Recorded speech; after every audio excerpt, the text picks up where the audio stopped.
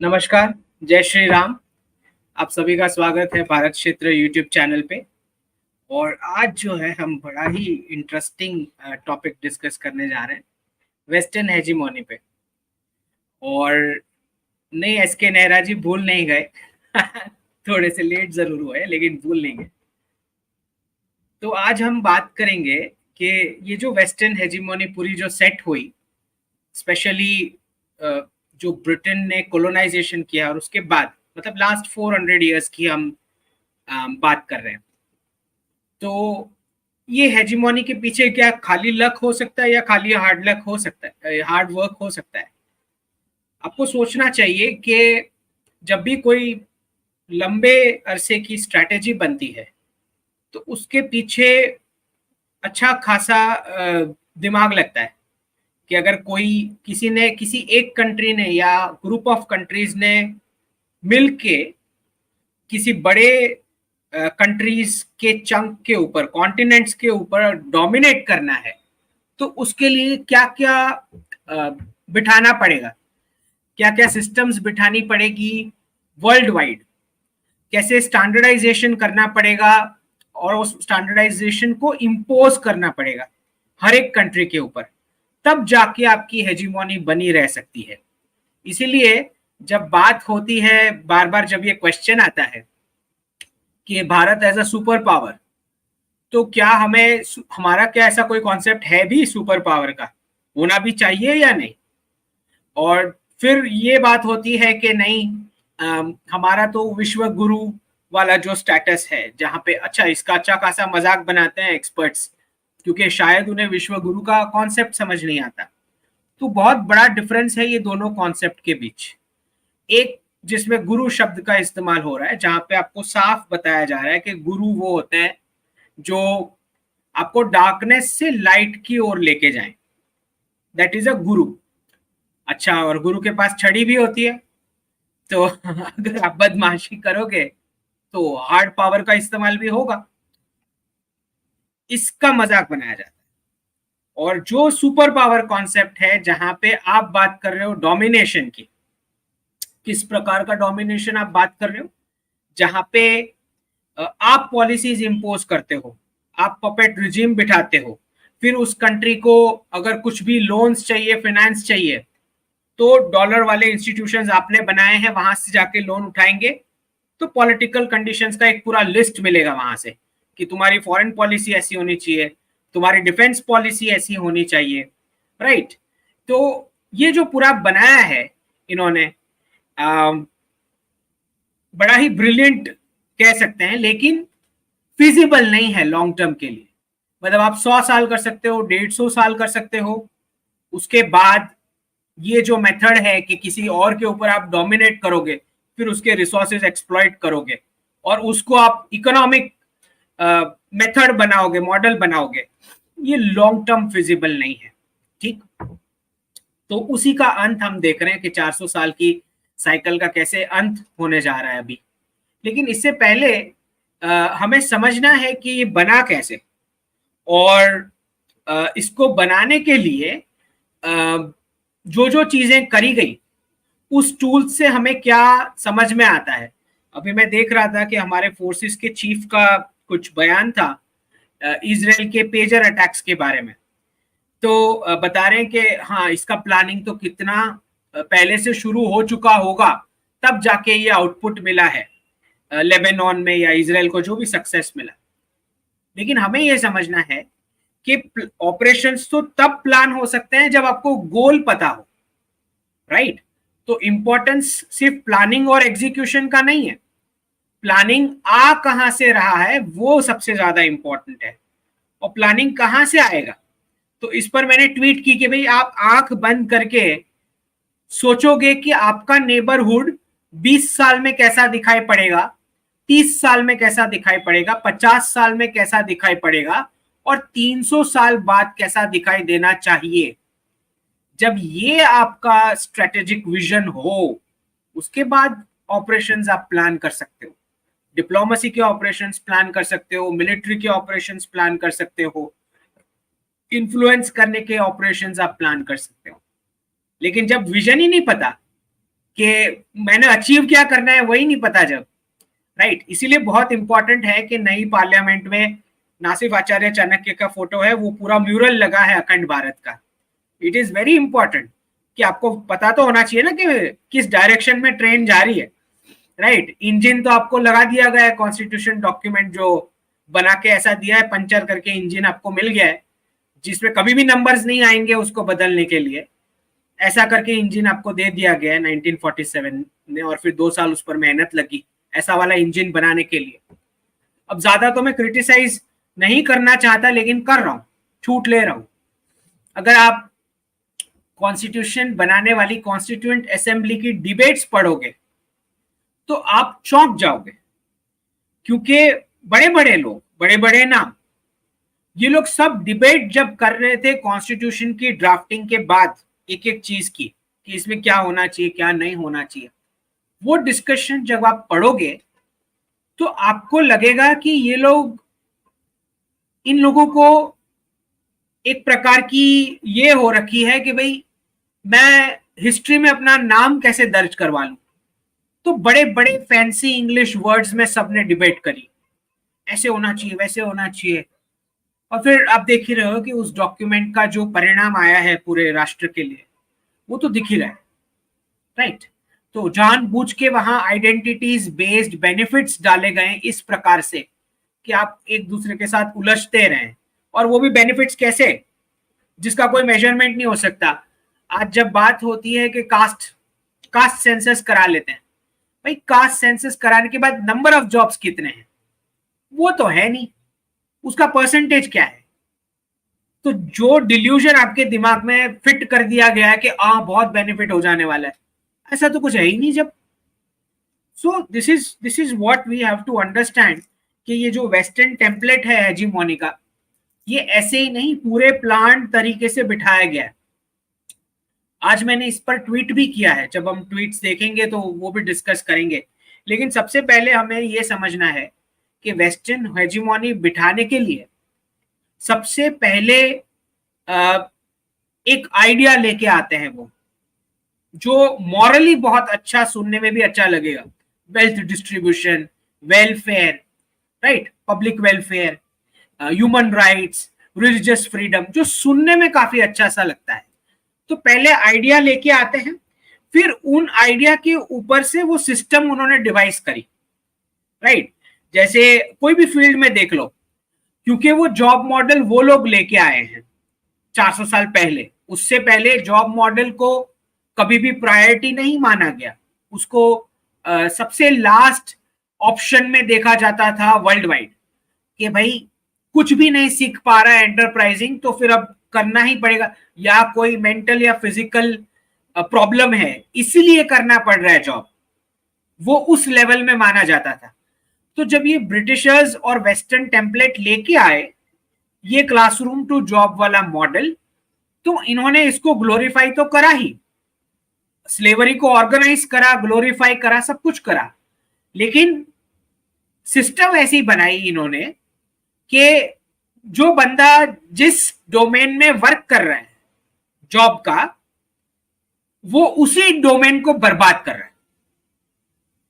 वापस से सुनो, ये जो job as a model of empowerment जो ब्रिटिशर्स लेके आए, उसके पीछे का थॉट प्रोसेस ये है कि ये जिस क्षेत्र में काम करेगा उस डोमेन का बर्बाद करके छोड़ेगा।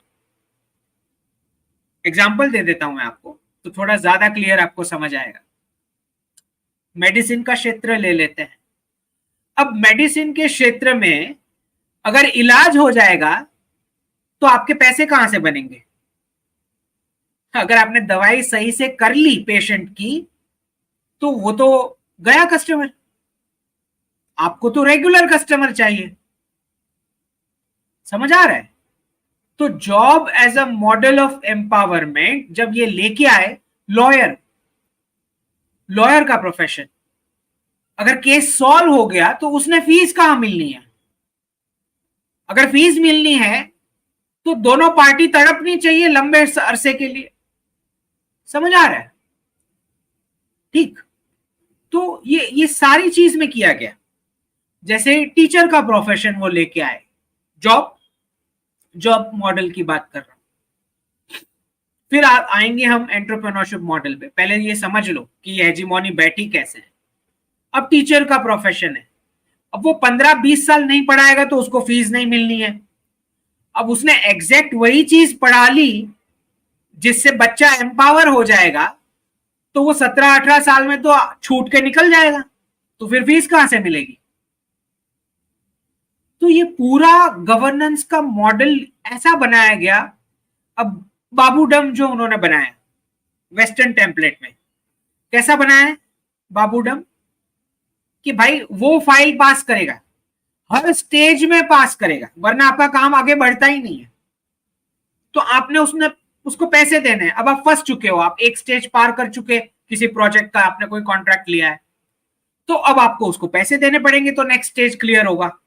नेक्स्ट स्टेज क्लियर होगा, अब आप सोच रहे हो कि साला ये इतने पैसे खा रहा है, मेरे को कॉन्ट्रैक्ट तो मिला है, मेरा मार्जिन तो इतना है। तो फिर वो बाबू आपको समझाता है कि भाई तुम बीडी इतना ज्यादा करो, तुम भी खाओ मैं भी खाऊं, रोड खराब बना लेते हो, फिर 3 साल बाद रिन्यूअल का कॉन्ट्रैक्ट आपको ही दे देंगे रोड सही करने का। समझ आ रहा है। तो दिक्कत, अच्छा यही चीज अगर एंटरप्रेन्योरशिप मॉडल में होती जो विश्व जैसे चल रहा था पहले, तो क्यों रोड सही बनता। आप जाके देख लो, रोड जो एंशियंट भारत के बने हैं या मंदिर जो एंशियंट भारत के बने हैं अभी भी नहीं हिल सकते। अर्थक्वेक आ जाए, कुछ भी फ्लड आ जाए, उसको कुछ नहीं हो सकता। तो एंटरप्रेन्योरशिप मॉडल में क्या होता है कि आपका फैमिली का रेप्यूटेशन अटैच है वो वर्क के साथ, तो आप खराब वर्क उस हद तक का तो खराब वर्क नहीं करोगे जो अभी चल रहा है। राइट, यहां पे तो क्या है, कोई किसी को जानता ही नहीं। जॉब मॉडल में फ्रॉड किया, दूसरे दिन रेजिग्नेशन, मैं तो निकल रहा। यही चल रहा है अभी वेस्ट में। जो मैंने बैंक ऑफ कौन सा चार्ल्स शॉप का जो ट्वीट डाला था, उसका सीईओ कर रहा है रिजाइन। मैंने पहले ही प्रेडिक्शन दे दिया कि चार्ल्स शॉप गिरने वाली है बैंक, उसका आ गया रेजिग्नेशन सीईओ का, वो तो निकल लिया। राइट, जो टीम मिलके फ्रॉड करती है वो तो निकल लेती है जॉब मॉडल में। तो दिक्कत ये है कि ये जो पूरा गवर्नेंस जो वेस्टर्न टेम्पलेट से आया, इसमें ना सिर्फ लोगों को स्लेव बनाया जा रहा है, पर उसी डोमेन को बर्बाद किया जा रहा है। जैसे एग्रीकल्चर हो गया, अभी आप प्रॉफिट ले लो, लेकिन पंजाब की आप देख लो एग्रीकल्चर लैंड की हालत क्या है, सबको कैंसर हो रहा है। क्रॉप निकल जाएगा, आपको प्रॉफिट भी निकल जाएगा, लोगों को कैंसर हो रहा है। और फ्यूचर की प्रोडक्टिविटी का क्या, जब आपने जमीन बर्बाद कर ली उसके बाद क्या, आपने निकाल लिया, चलो 30-40 साल आपने प्रॉफिट निकाल लिया उस जमीन से, फिर तो ये हालत है इस वेस्टर्न टेम्पलेट की। लेकिन इन्होंने क्योंकि हेजेमोनी करनी थी, तो हर जगह इन्होंने सिस्टम बिठाई। मेडिसिन में आप देखो, बंदा बेचारा डायबिटीज की टेबलेट लिए जा रहा, कुछ साल बाद अब उसको ब्लड प्रेशर भी आ रहा है। क्या पता ब्लड प्रेशर वाली फार्मा कंपनी के साथ उसका एमओयू हो चुका हो, डायबिटीज की टेबलेट बनाने वाली कंपनी का। यही हो रहा है, यही हो रहा है। जो दवाई बनाती है वही कंपनी फिर क्रॉप्स के सीड बना रही है। आप समझ रहे हो, लाइफ टाइम कस्टमर, सॉल्व कुछ होना ही नहीं है कभी भी कोई भी चीज। ठीक, तो ये जो पूरा मेथड पूरा रॉन्ग, पूरा इकोनॉमिक मॉडल ही रॉन्ग। ठीक है, इंफ्रास्ट्रक्चर ऐसा बन रहा है जो आपको रिपेयर करना पड़ता है थोड़े ही सालों में, बिल्डिंग है जो टिकती नहीं है। राइट, ये जॉब मॉडल का नतीजा है, फैमिली बेस्ड एंटरप्रेन्योरशिप मॉडल का नतीजा नहीं है। राइट, तो ये जो उन्होंने हर जगह किया, वेपन्स इंडस्ट्री देख लो, अभी यूक्रेन में क्या चल रहा है। आपको क्या लगता है, प्रेसिडेंट पुतिन को पता नहीं है जेलेंस्की का लोकेशन, क्या लगता है आपको हाँ, क्या लगता है आपको, यूक्रेन जैसा वॉर वो 3 दिन में नहीं निपटा सकते, लगता है आपको कि इतना चलना चाहिए। सब प्रॉफिट कर रहे हैं। अब जितना जितना डिस्ट्रक्शन हुआ है, जितनी बिल्डिंगें तबाह करी हैं, अब उसके रिकंस्ट्रक्शन के कॉन्ट्रैक्ट्स मिलेंगे, कोई ना कोई कंपनी ले रही वो कॉन्ट्रैक्ट्स। ये है जो जॉब मॉडल जिसको करना है उसका ये नतीजा आता है, जो वेस्ट ने हर जगह बिठा दिया है। इंश्योरेंस देख लो, ठीक है, जो चाहे वो प्रीमियम वो चार्ज कर रहे हैं, आप चुपचाप पे कर रहे हो, कल 500 बढ़ा देंगे तो और 500 आपको देने पड़ेंगे इंश्योरेंस प्रीमियम, राइट। वही पैसा जब दादाजी के पास था और कोई क्राइसिस में आप लेने जाते थे, लेकिन दादाजी आपको टॉक्सिक लगते थे, अब इंश्योरेंस कंपनी बड़ी प्यारी लग रही है आपको, है ना। दादाजी तो पेट्रियार्की थे। तो ये दिक्कत है। पब्लिशिंग इंडस्ट्री देख लो, तो हर जगह उन्होंने स्टैंडर्ड बना दिए। डायबिटीज में वो तय करेंगे कि ब्लड शुगर का लेवल क्या डायबिटीज माना जाएगा, फिर आप दवाई लेते रहो रेगुलर, राइट, वो तय कर रहे हैं वहां से। तो डोमिनेशन, वेस्टर्न डोमिनेशन का स्टैंडर्डाइजेशन के साथ डायरेक्ट कनेक्शन है। वो तय कर रहे हैं कि स्टैंडर्ड ये होना चाहिए। अब आपने स्टैंडर्ड एक बार बना दिया, फिर आपका उस इंडस्ट्री में डोमिनेशन रहेगा। जैसे जूते का साइज, अब यूएस और यूके की साइज आती है। अब कभी जाके डीकोलोनाइजेशन स्टार्ट हुआ है कि भारतीय गवर्नमेंट ने बोला कि भाई हम भी करेंगे, हमारी साइज का बनाएंगे। तो जब तक स्टैंडर्ड्स मेजरमेंट के आप सेट नहीं करोगे, सपोज आपकी आयुर्वेद की मेडिसिन है, अब उसको अप्रूव होने के लिए भी स्टैंडर्ड उन्होंने सेट किया है एलोपैथी वालों ने, कि इसको हम ट्रीटमेंट बोलेंगे कि नहीं बोलेंगे, राइट। तो अगर कोरोना के टाइम पे कुछ दवाई आयुर्वेदिक अगर कोई वैद्य या कुछ बनाते या बना रहे थे, तो वो रिजेक्ट ही हो जाना है, क्योंकि सिस्टम अप्रूव ही नहीं करेगा, क्योंकि अप्रूवल का पैमाना वो तय कर चुके हैं वेस्टर्न टेम्पलेट वाले। समझ आ रही है ये क्या चल रहा है। तो कोई भी इंडस्ट्री में स्टैंडर्ड जो सेट करता है वही फिर डोमिनेट करेगा सारी कंट्रीज के अंदर उस इंडस्ट्री में। ये आपको समझना है कि कैसे ये वेस्टर्न हेजीमोनी चल रही है। दूसरा, स्टैंडर्ड आपने लैंग्वेज का भी बना दिया। English is a very convenient language, it is the common operating language. आप बोल रहे हो, छाप रहे हो, सबको बता रहे हो, सारी कॉलोनीज में आपने इंपोज करी, और आप बोल रहे हो कि ये अगर आता है तो ही लिटरेट हो, वरना तुम बेवकूफ हो। ये वो लोग बोल रहे हैं सबको, सारी कंट्रीज को बोल रहे हैं। फ्रांस के पास फ्रेंच लैंग्वेज है, रशिया के पास रशियन है, जापान के पास जापानीज है, चाइना के पास मैंडरीन है, लेकिन वो लोग बोल रहे हैं कि इंग्लिश आएगा तो ही तुम इंटेलिजेंट हो, वरना तुम बेवकूफ हो, ठीक। तभी जाके आप इंग्लिश वाली सिस्टम में जाके एडमिशन लोगे ना, जब पूरी पॉपुलेशन को ब्रेन वॉश करोगे। तो एक ही स्ट्रोक में उन्होंने पूरी कंट्री की पॉपुलेशन जो 85% लिटरेट थी पूरे वर्ल्ड में, उसको इलिटरेट घोषित कर दिया उन्होंने, ब्रिटिशर्स ने। तो ये होता है कि स्टैंडर्ड बनाने के बाद, अच्छा सिर्फ स्टैंडर्ड नहीं बना रहे, वो अवार्ड्स भी वो तय कर रहे हैं। समझ में आ रहा है, खाली स्टैंडर्ड्स नहीं, अवार्ड्स भी वो तय करेंगे। तो आज जब हम देख रहे हैं फटी हुई जीन्स को अगर वो किसी सेलिब्रिटी को बुला के फटी हुई जीन्स पहना के उसको अवार्ड देंगे, बोलेंगे बेस्ट फैशन, ठीक। कल को बोलेंगे जीन्स को चड्डी बना दो और उसमें पीछे ये सब गंदे गंदे वर्ड्स छाप दो, अब ये फैशन है कल से, उसको 2-3 अवार्ड दे देंगे सेलिब्रिटी को पहना के। समझ आ रहा है क्या चल रहा है। तो ना सिर्फ मेजरमेंट तय कर रहे हैं, वो अवार्ड भी दे रहे हैं कि ये सबसे बेस्ट चीज है, ये इसको अवार्ड मिलेगा। समझ आ रहा है ये हेजीमोनी का फॉर्मेट क्या है। तो पहले आइडिया लेके आ रहे, सिस्टम बना रहे, मेजरमेंट तय कर रहे हैं, फिर अवार्ड भी दे रहे हैं, पूरा चक्कर है। इसीलिए जब अभी मैं संजीव सान्याल का मैंने ट्वीट देखा कि भाई गिफ्ट सिटी में ये हमारी रेटिंग एजेंसी पहली बार एस्टैब्लिश हुई है कि भाई हम रेट करेंगे सॉवरेन कंट्रीज की रेटिंग, क्रेडिट रेटिंग और ये सब मेजरमेंट।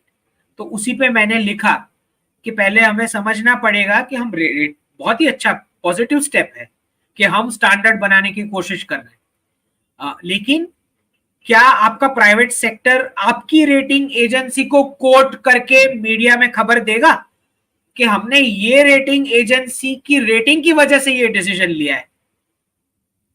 क्या आपका प्राइवेट सेक्टर आपको सपोर्ट करेगा इसके लिए? वो नहीं करेगा। वो इसीलिए नहीं करेगा क्योंकि उसके ऊपर वेस्टर्न टेम्पलेट इंपोज्ड है वहां बाहर से, ग्लोबल रेटिंग एजेंसी का। वो बोलेगा तुम गलती से भी इंडिया की रेटिंग एजेंसी को कोट नहीं करोगे, हम जो बोल रहे हैं वही सही। हम बोल रहे हैं ए माइनस तो ए माइनस, ए प्लस तो ए प्लस, हम बोल रहे हैं बी प्लस प्लस तो बी प्लस प्लस। ये हो रहा है, ठीक। और यही फिर इसी चीज के सारे रिपोर्ट्स निकलते हैं, हंगर इंडेक्स, ये इंडेक्स, वो index, starvation index, democracy index. क्यों निकल रहा है? क्योंकि उन्होंने क्वेश्चन सेट कर लिए हैं जहां पे उसका रेटिंग ऊपर आता है, हमारा नीचे आता है, राइट। अब भारतीय बच्चा है, अब हमारी एक एक रीजन की क्लाइमेट अलग है, एक एक रीजन की डाइट अलग है, लेकिन उन्होंने क्वेश्चन बना लिया कि मीट कंजम्पशन करता है कि नहीं करता है। नहीं करता है तो क्या, तो नीचे डाल दो रेटिंग में। This is what the problem is. तो यही दिक्कत है कि ना सिर्फ उन्होंने स्टैंडर्ड्स बनाए हैं, अवार्ड्स दे रहे हैं, उसके बाद सिस्टम्स भी उन्होंने बनाए। आपको क्रेडिट देना पड़ेगा, थोड़ा तो उनसे सीखना भी पड़ेगा कि क्या ढंग का है, शायद हम कुछ आइडियाज ले सकें। तो उन्होंने सिस्टम्स भी ऐसी बनाई है मास लेवल की, जिसको वो शोकेस कर सकते हैं एज सक्सेस, राइट। तो फैक्ट्रीज, मास मैन्युफैक्चरिंग जिसको हम बोलते हैं, इंडस्ट्रियलाइजेशन, भले ही यहीं से टेक्नोलॉजी चुरा के लेके गए स्क्रिप्चर्स में से उठा के या जो भी है, लेकिन उन्होंने स्थापित करके दिखाया, डेमो तो दिखाया एटलीस्ट कि हम बना सकते हैं, राइट। तो सिस्टम्स बनाने में आगे हैं, और डॉलर की वजह से सारा अच्छा खासा टैलेंट वो परचेज करके ले भी जाते हैं वहां पे, हर एक कंट्री में से। दूसरा, बड़े बड़े प्रोजेक्ट्स बनाते हैं, जैसे इलॉन मस्क का प्रोजेक्ट है कि मैंने सबको मार्स पे लेके जाना है, ओके। सुइस कैनाल है, राइट। ऐसे ऐसे, इसीलिए जब, क्योंकि बहुत बार जब हमारी गवर्नमेंट ट्राई करती है, जब हमने स्टैच्यू ऑफ यूनिटी बनाया तो सारा क्रिटिसिज्म शुरू हो गया, हमारे तो इतने पुअर लोग हैं, स्टैच्यू ऑफ यूनिटी की क्या जरूरत, हमको तो स्कूल कॉलेज की जरूरत। ये लोग समझ नहीं रहे कि नरेटिव वॉरफेयर चल रहा है, और ना सिर्फ ये, आपके हिस्टोरिकल इंपॉर्टेंस वाली जितनी भी चीजें हैं या आपके आइडियल्स हैं, उसको तो आप उजागर करोगे।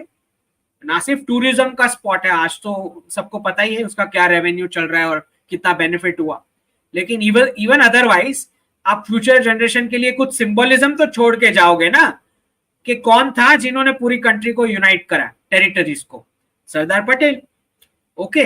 तो जब हम बड़े प्रोजेक्ट्स करते हैं तो हमको गाली पड़ती है, नहीं नहीं तुम तो, तुम्हारे पुअर लोग हैं ना, तो तुम ये प्रोजेक्ट रहने दो। जब हम कुछ चंद्रयान करते हैं या ऐसा कुछ, गाली पड़ना शुरू हो जाती है। पहले तुम्हारा टॉयलेट वाला देख लो ना जरा, टॉन्ट करके हमको वहां से बोलते हैं वो। समझ आ रहा है ये क्या नरेटिव का वॉरफेयर चल रहा है?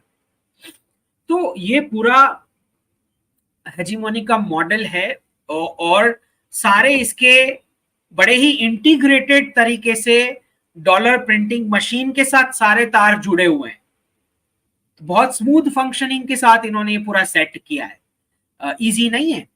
तो उसी में आपके सारे कार्टून्स आप देख लो, जब हम वो कार्टून वाली सीरियल्स देखते थे, चाहे आई ड्रीम ऑफ जीनी हो, फिर जो भी कैप्टन प्लैनेट हो, स्पाइडरमैन हो, ये सब, हर एक चीज में अमेरिका का ही प्रेसिडेंट पूरी दुनिया को बचा रहा है। कोई इंडिया का प्रेसिडेंट या चाइना का प्रेसिडेंट ऐसा कोई नहीं दिखाया, ठीक है। पूरी दुनिया को वही लीड कर रहा होता है जब भी देखो, कार्टून में भी, हर जगह। जबकि हमारे तो रियल हीरोज हैं, हमारे पास तो रानी लक्ष्मीबाई से लेके भगत सिंह है, तात्या तोपे हैं, कितने सारे हैं, real warriors, real super heroes, लेकिन नहीं। और अभी तो लेटेस्ट, अच्छा चलो आजादी के पहले वाले चलो आप नहीं प्रमोट कर रहे, जो भी रीजन है आपका, पॉलिटिकल रीजन जो भी है, अभी तो आपको लेटेस्ट वाले भी हैं। अभी जो बालाकोट हुआ, अभिनंदन है, तो क्यों हमारे पास अभिनंदन कैप्स नहीं है, क्यों हमारे पास अभिनंदन बैग्स नहीं है, राइट, बच्चों के लिए, जो हमारे इंस्पिरेशन, हमारे हीरोज होने चाहिए। हम वो फालतू के एनिमेटेड हीरोज को हम क्यों बढ़ावाते हैं, जबकि हमारे पास रियल वाले हैं। शिवाजी है हमारे पास, सुभाष चंद्र बोस है, सरदार पटेल है, आपने क्यों बाहर जाके एनिमेटेड हीरोज पकड़ने हैं, उनकी बॉटल्स, उनके बैग्स, उनके कीचेन्स बना परचेज करके सेल करने हैं? समझ नहीं आ रही है। हमारे बिजनेसमैन कहाँ हैं जो ये सब हमारी संस्कृति को आगे बढ़ावा दे? तो ये दिक्कत है। दूसरा, ये पूरी हेजीमोनी के पीछे एक कोलोनाइज्ड माइंड तो रहा ही कि भाई एज अ मेमोरी, कि भाई हमारा इतना टॉर्चर हुआ, हमारे यहाँ से इतना लूटा गया। ओके, तो एक जनरेशन तक तो इफेक्ट समझ में आता है, लेकिन उसके बाद वाली जनरेशन वो अभी भी क्यों इसी इंप्रेशन में है कि वेस्ट इज द बेस्ट? तो अभी भी कुछ बच्चे हैं हमारे जो 30, 40, 50 लाख की पेरेंट्स की फीस खर्चा करा के वहां जाके पिज्जा डिलीवरी कर रहे हैं। यहाँ पे बेड पर से चिल्ला के मम्मी से पानी मंगवाते हैं ग्लास, और वहां 10-10 किलोमीटर चल के काम कर रहे हैं। तो ये तो कोलोनाइज्ड माइंड है ना। अब तुम 40-50 लाख का फीस खर्चा कर रहे हो, तो तुम 40-50 लाख यहाँ पे कुछ एंटरप्रेन्योरशिप क्यों नहीं ट्राई कर लेते? वहां जाके ट्रक चलाना और ये सब करना, यहाँ पे 40-50 लाख में कुछ एंटरप्रेन्योरशिप ट्राई कर लो। ऐसे कौन से पैसे उड़ा देने हैं आपने वहां जाके, और कौन सी जॉब मिल जानी है आपने? कल को फेंक देंगे उठा के क्राइसिस आते ही। रेसिज्म समझ आएगा जब वहां जाओगे। बाजू में बता रहा हूं मैं क्लियर शब्दों में बता रहा हूं, एनआरआईज को तो मैं इतने टाइम से अलर्ट कर रहा हूं सुन नहीं रहे। बाजू में क्रिश्चियन खड़ा होगा, वो क्रिश्चियन को मदद करेगा। मुस्लिम खड़ा होगा, वो मुस्लिम को खड़ा मदद करेगा। एनआरआईज को बता रहा हूं, आपके बाजू में बाजू वाला हिंदू खड़ा होगा और आपको मार पड़ रही होगी ना, कोई नहीं आना, बता रहा हूं मैं, है ना। तो ये जो अंधापन है ना आपका, जो डिल्यूजन हो रखा है वेस्ट का, वो बहुत जल्द उतरने वाला है और ज्यादा टाइम नहीं बचा है। ऑलरेडी शुरू हो चुका है। आप वेस्टर्न हैंडल्स देख लो ट्विटर पे, क्या क्या लिख रहे हैं इंडियंस के बारे में, क्या क्या शुरू हुआ है रेसिज्म वाली चीजें। क्योंकि इकोनॉमिक क्राइसिस आ रहा है, अब मुफ्त का पैसा, प्रिंटिंग मशीन बंद होने वाला है। यू विल रियलाइज मैं क्या बोल रहा हूँ। अब जिनको नई सीरियसनेस समझ आ रही कि मैं क्या बोल रहा हूँ, हम क्वेश्चंस लेंगे, लेकिन उससे पहले ट्विटर हैंडल पे कुछ प्रेडिक्शंस हैं वो कवर करेंगे। तो let me just share the screen. एक मिनट, पहले इसको जरा जूम कर लेंगे।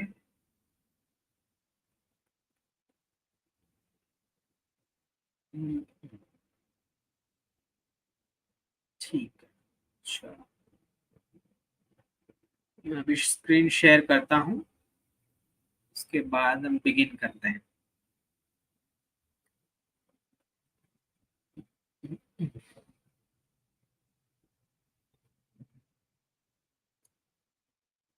एंटायर स्क्रीन कर लेते हैं, ठीक है। आई होप ट्विटर हैंडल सबको क्लियर दिख रहा होगा। जूम भी किया इस बार, आई होप सबको क्लियरली विजिबल हो। तो ये कनाडा का अपडेट है कि 3,000 बच्चे लाइन में खड़े हैं वेटर वाली जॉब के लिए। रो रहे हैं बच्चे, लेकिन लोगों को अभी भी शौक हो रखा है भाई वहां जाके गरीबी में जीना है। फादर के बिजनेस है, उसको छोड़ के जा रहे हैं, एक के एक बच्चे हैं, फिर भी वहां जाके जॉब ढूंढना है। पूछो तो बोलते हैं कि भाई फ्रीडम, फ्रीडम टेस्ट करना है, जाओ भाई 10 साल गरीबी में जी के आओ, और क्या। अब ये इंपॉर्टेंट है जो मैंने ये ट्वीट करी है कि भारतीय उपमहाद्वीप को वापस हेजीमोनी वाला मॉडल, उसी का एग्जाम्पल है ये। भारतीय उपमहाद्वीप को साउथ एशिया बोला जा रहा है ऐसा, क्योंकि सब कुछ वेस्टर्न लेंस से हमें देखना है। तो ये पूरा जो इंडियन सब कॉन्टिनेंट था, उसको 1971 के बाद हमारे एकेडमिशियंस, हमारी थिंक टैंक्स को पैसे दे दे के साउथ एशिया नाम की थिंक टैंक्स, उस नाम से थिंक टैंक्स, उस नाम से एक्सपर्ट्स, ये सब शुरू हुआ। ये 71 के बाद डॉलर छाप छाप के दे के प्रमोट कराया गया है। उससे पहले ये इंडियन सब कॉन्टिनेंट कहलाता था, भारतीय उपमहाद्वीप। ठीक, बिल्कुल ऐसे मिडिल ईस्ट जो है, जब आप मैप उठा के देखते हो एज अ वेस्टर्न सिटीजन, तो आपके लिए मिडिल ईस्ट है, लेकिन हमारे लिए ये वेस्ट एशिया है। तो जहां जहां भी आपको ऐसे एक्सपर्ट दिखे जिनका दिमाग पूरा चकरा गया हो और कोलोनाइज हो चुके हो, तो आपका फर्ज बनता है एज अ व्यूअर उसको दो चपेट लगाएं, उसको पूछें कि भाई तू साउथ एशिया शब्द क्यों इस्तेमाल कर रहा, ये पूरा भारतीय उपमहाद्वीप है। उसको पूछे जरा कि ये मिडल ईस्ट शब्द तू क्यों इस्तेमाल कर रहा है, मुझसे भी गलती से निकल जाता है कभी कभी। सारे एक्सपर्ट को पकड़े जो जो दिमाग के कोलोनाइज हो चुके हैं और जिनको ये पूरा ये जो ब्रेन वॉश हुआ है लास्ट 40-50 साल में, उनको पूछे कि भाई तू मिडल ईस्ट क्यों बोल रहा है इसको जब वेस्ट एशिया है। तो ये हमारी जो मिनिस्ट्री ऑफ एक्सटर्नल अफेयर्स है उन्होंने तो सुधार करना शुरू कर दिया है। ये देख लें, स्टेटमेंट दिख रहा है, statement on the situation in West Asia. उन्होंने डीकोलोनाइजेशन अपना शुरू कर दिया है। आप भी करें और एक्सपर्ट्स का भी करवाएं कि हमने साउथ एशिया शब्द इस्तेमाल नहीं करना है और मिडिल ईस्ट शब्द इस्तेमाल नहीं करना है, हमने वेस्ट एशिया शब्द इस्तेमाल करना है और इंडियन सब कॉन्टिनेंट भारतीय उपमहाद्वीप ये शब्द बोलना है। ठीक है, ये समझ जाएं, दूसरों को भी समझाएं और जितना फॉरवर्ड हो सके लोगों को। ठीक है, उसके बाद वाली ट्वीट देख लेते हैं। भाई ये चाइना के स्पोक्स पर्सन है जो बोल रहे हैं गायत्री मंत्र का तारीफ कर रहे हैं। बहुत टाइम बाद हमें ऐसे स्पोक्स पर्सन मिले हैं और आज ऐसे एम्बेसी के लोग मिले हैं, तो उसी पर मैंने ये ट्वीट करी है कि भाई गायत्री मंत्र जो है वो आपको बहुत शांति दिलाएगा क्योंकि आपकी पॉपुलेशन पूरी एज हो चुकी है, राइट। तो जब पॉपुलेशन एज हो जाती है तो बुढ़ापे में कौन सहारा देगा। तो मैंने उनको सजेस्ट किया कि चाइनीज देश के नजदीक में कौन सी यंग पॉपुलेशन है जो आपको आपके बुढ़ापे में मदद करेगी, क्योंकि बर्थ रेट तो आप खो चुके। क्यों खो चुके? क्योंकि डॉलर के पीछे आप अंधे हो रखे थे चीप एक्सपोर्ट्स करने में, राइट। अब आप बूढ़े हो चुके हो और पैसे वाले भी नहीं बन पाए हो, तो जरा नजर दौड़ा के देखें कि ये बाजू में ऐसी कौन सी कंट्री है जहां पे यंग पॉपुलेशन है जो बुढ़ापे में आपका सहारा बन सकती है। यही मैंने लिखा है, और गायत्री मंत्र का आप जाप करते रहिए, अच्छा रहेगा आपके लिए। तो ये मैंने ट्वीट किया था चाइनीज स्पोक्स पर्सन के लिए। फिर हाँ, ये जो हमारा संजीव सान्याल जी का ट्वीट है, केयर एज ग्रुप जो है उन्होंने ये रेटिंग एजेंसी स्टार्ट करी है गिफ्ट सिटी में, तो एटलीस्ट पहले स्टार्ट तो हो गया। मैं तो चाहूंगा कि कोई खुराफाती ग्रुप्स भी बने रेटिंग एजेंसीज वाले जो शुरू करे ऐसी ऐसी रेटिंग्स, जैसे per capita minus per capita income minus per capita debt, तो वेस्टर्न कंट्रीज को पता लग जाए कि वो कितने गरीब है। ठीक, ऐसे इंडेक्सेस भी बनाओ। Number of children with multi language skills, जिसमें पता लग जाए कि इनको कुछ भी लैंग्वेज नहीं आती। ठीक है, number of people with low melanin skin count, white skin का बहुत शौक है ना, तो बताओ कि ये डिजीज है, it's a low melanin deficient skin disorder. तो इंडेक्सेस निकालो, आप भी ऐसे इंडेक्सेस निकालो। ओके, अब ये जो ट्वीट है अर्जेंटीना, हाँ ये सारे जो फेक न्यूज चला मार्केट में, बहुत ये फेक न्यूज चला जब जेवियर मिली जो है बने थे यहाँ पे अर्जेंटीना में, राइट। तो सब शुरू हो चुके थे सारे एक्सपर्ट्स फेक न्यूज चलाना मीडिया के साथ कि हा कितने अच्छा बंदा आया है पावर में अर्जेंटीना में। तब भी मैंने वार्न कर दिया था कि भाई रुक जाओ, तुम लोग रोने वाले हो। तो अभी उस पर न्यूज आ गया है, 3 अक्टूबर का स्टूडेंट प्रोटेस्ट शुरू हो चुकी, और ये वेस्टर्न करवाई हुई नहीं है क्योंकि ये बंदा आया था पावर में वेस्टर्न एजेंसी के सपोर्ट से, तो ये रियल वाला प्रोटेस्ट है।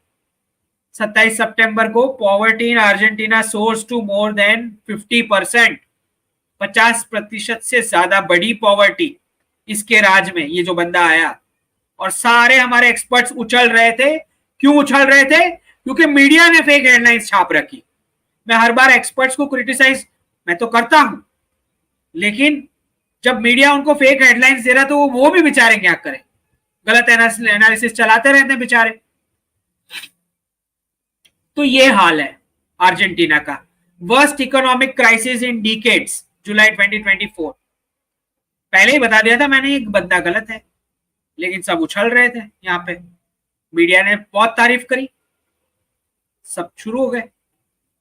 हाँ, ये डांडिया की बात है और ये बहुत इंपॉर्टेंट है मुझे समझाना। भाई यूएई में तो सेलिब्रेशन होगा ही, आप जानते हैं, हमारे ब्रदरली रिलेशंस हैं यूएई के साथ, लेकिन ये समझाना जरूरी है लोगों को कि भाई गरबा का मीनिंग क्या है, नवरात्रि का। तो गरबा शब्द जो है वो उसका डेरिवेशन गर्भ से आता है, मतलब वूम, और ये सेलिब्रेशन है फेमिनाइन डिवाइन का। तो मदर को बीच में रख के लोग सर्कल में डांस कर रहे हैं। सर्कल में क्यों कर रहे हैं? क्योंकि वो सर्कल ये दर्शाता है कि लाइफ है, फिर डेथ है और फिर रीबर्थ होना है। और क्योंकि वूम्ब से ये गरबा डांस का डेरिवेशन बना है गुजरात में, तो आपको ये समझना है कि वूम्ब में जब फीटस होता है, बच्चा होता है माँ की कोख में, तो पूरा लाइट नहीं होता, अंधेरा होता है, और पूरा अंधेरा भी नहीं होता, थोड़ी लाइट होती है, इसीलिए ये रात को सेलिब्रेट होता है। दूसरा, सिंक्रोनाइज्ड क्लैप्स कंपलसरी है, सर्कुलर होना कंपलसरी है और क्लैप्स होना जरूरी है। ये क्लैप्स जो तालियां होती है वो क्या रिप्रेजेंट करती है? वो मदर की हार्ट बीट रिप्रेजेंट करती है। क्योंकि हम यहाँ पे फेमिनाइन डिवाइन को सेलिब्रेट कर रहे हैं, तो मदर की हार्ट बीट, जो बच्चा कोख में है उसको कंफर्ट महसूस होता है उससे, तो ये गरबा की क्लैप्स वो रिप्रेजेंट करती है। और बच्चा बड़ा भी हो जाता है जब, कम से कम 3 से 4 साल तक मदर उसको पीछे पैट करती रहती है जब भी सुलाना होता है। तो बेसिकली मदर जो है उसको एक्सपीरियंस करवा रही है अपनी हार्ट बीट्स की। That is the beautiful theory between for this dance. ये जो गरबा डांस है इसके पीछे पूरी theory, it's a scientific logic, right, कि आप सेलिब्रेट कर रहे हो नई लाइफ को जो कोख में पल रही है। That is what Navratri is. Okay, ये बात अलग है कि अब ऐसे ऐसे डांस निकल गए हैं जो जिसका जिक्र ही क्या करें अब। ठीक, दूसरा ये बड़ा डेवलपमेंट हुआ है कि भाई चागोस जो है, पूरा जो मॉरिशस का आर्किपेलागो है, वहाँ पे जो आइलैंड्स हैं, उसमें ऐसे ये जो हैंडओवर हुआ है। और ये स्टार्टिंग है यूके का जो जियोपॉलिटिकल रोल है उसको, यहाँ से उसका डिक्लाइन अब शुरू होता है, जो बहुत ग्रेट ब्रिटेन वाला जो स्टेटस उन्होंने एंजॉय करा। आई होप सबको सुनाई दे रहा है, दिख रहा है, समझ में आ रहा है। एक बार कमेंट्स चेक कर लेता हूँ। ठीक है, चले अब नेक्स्ट देख लेते हैं।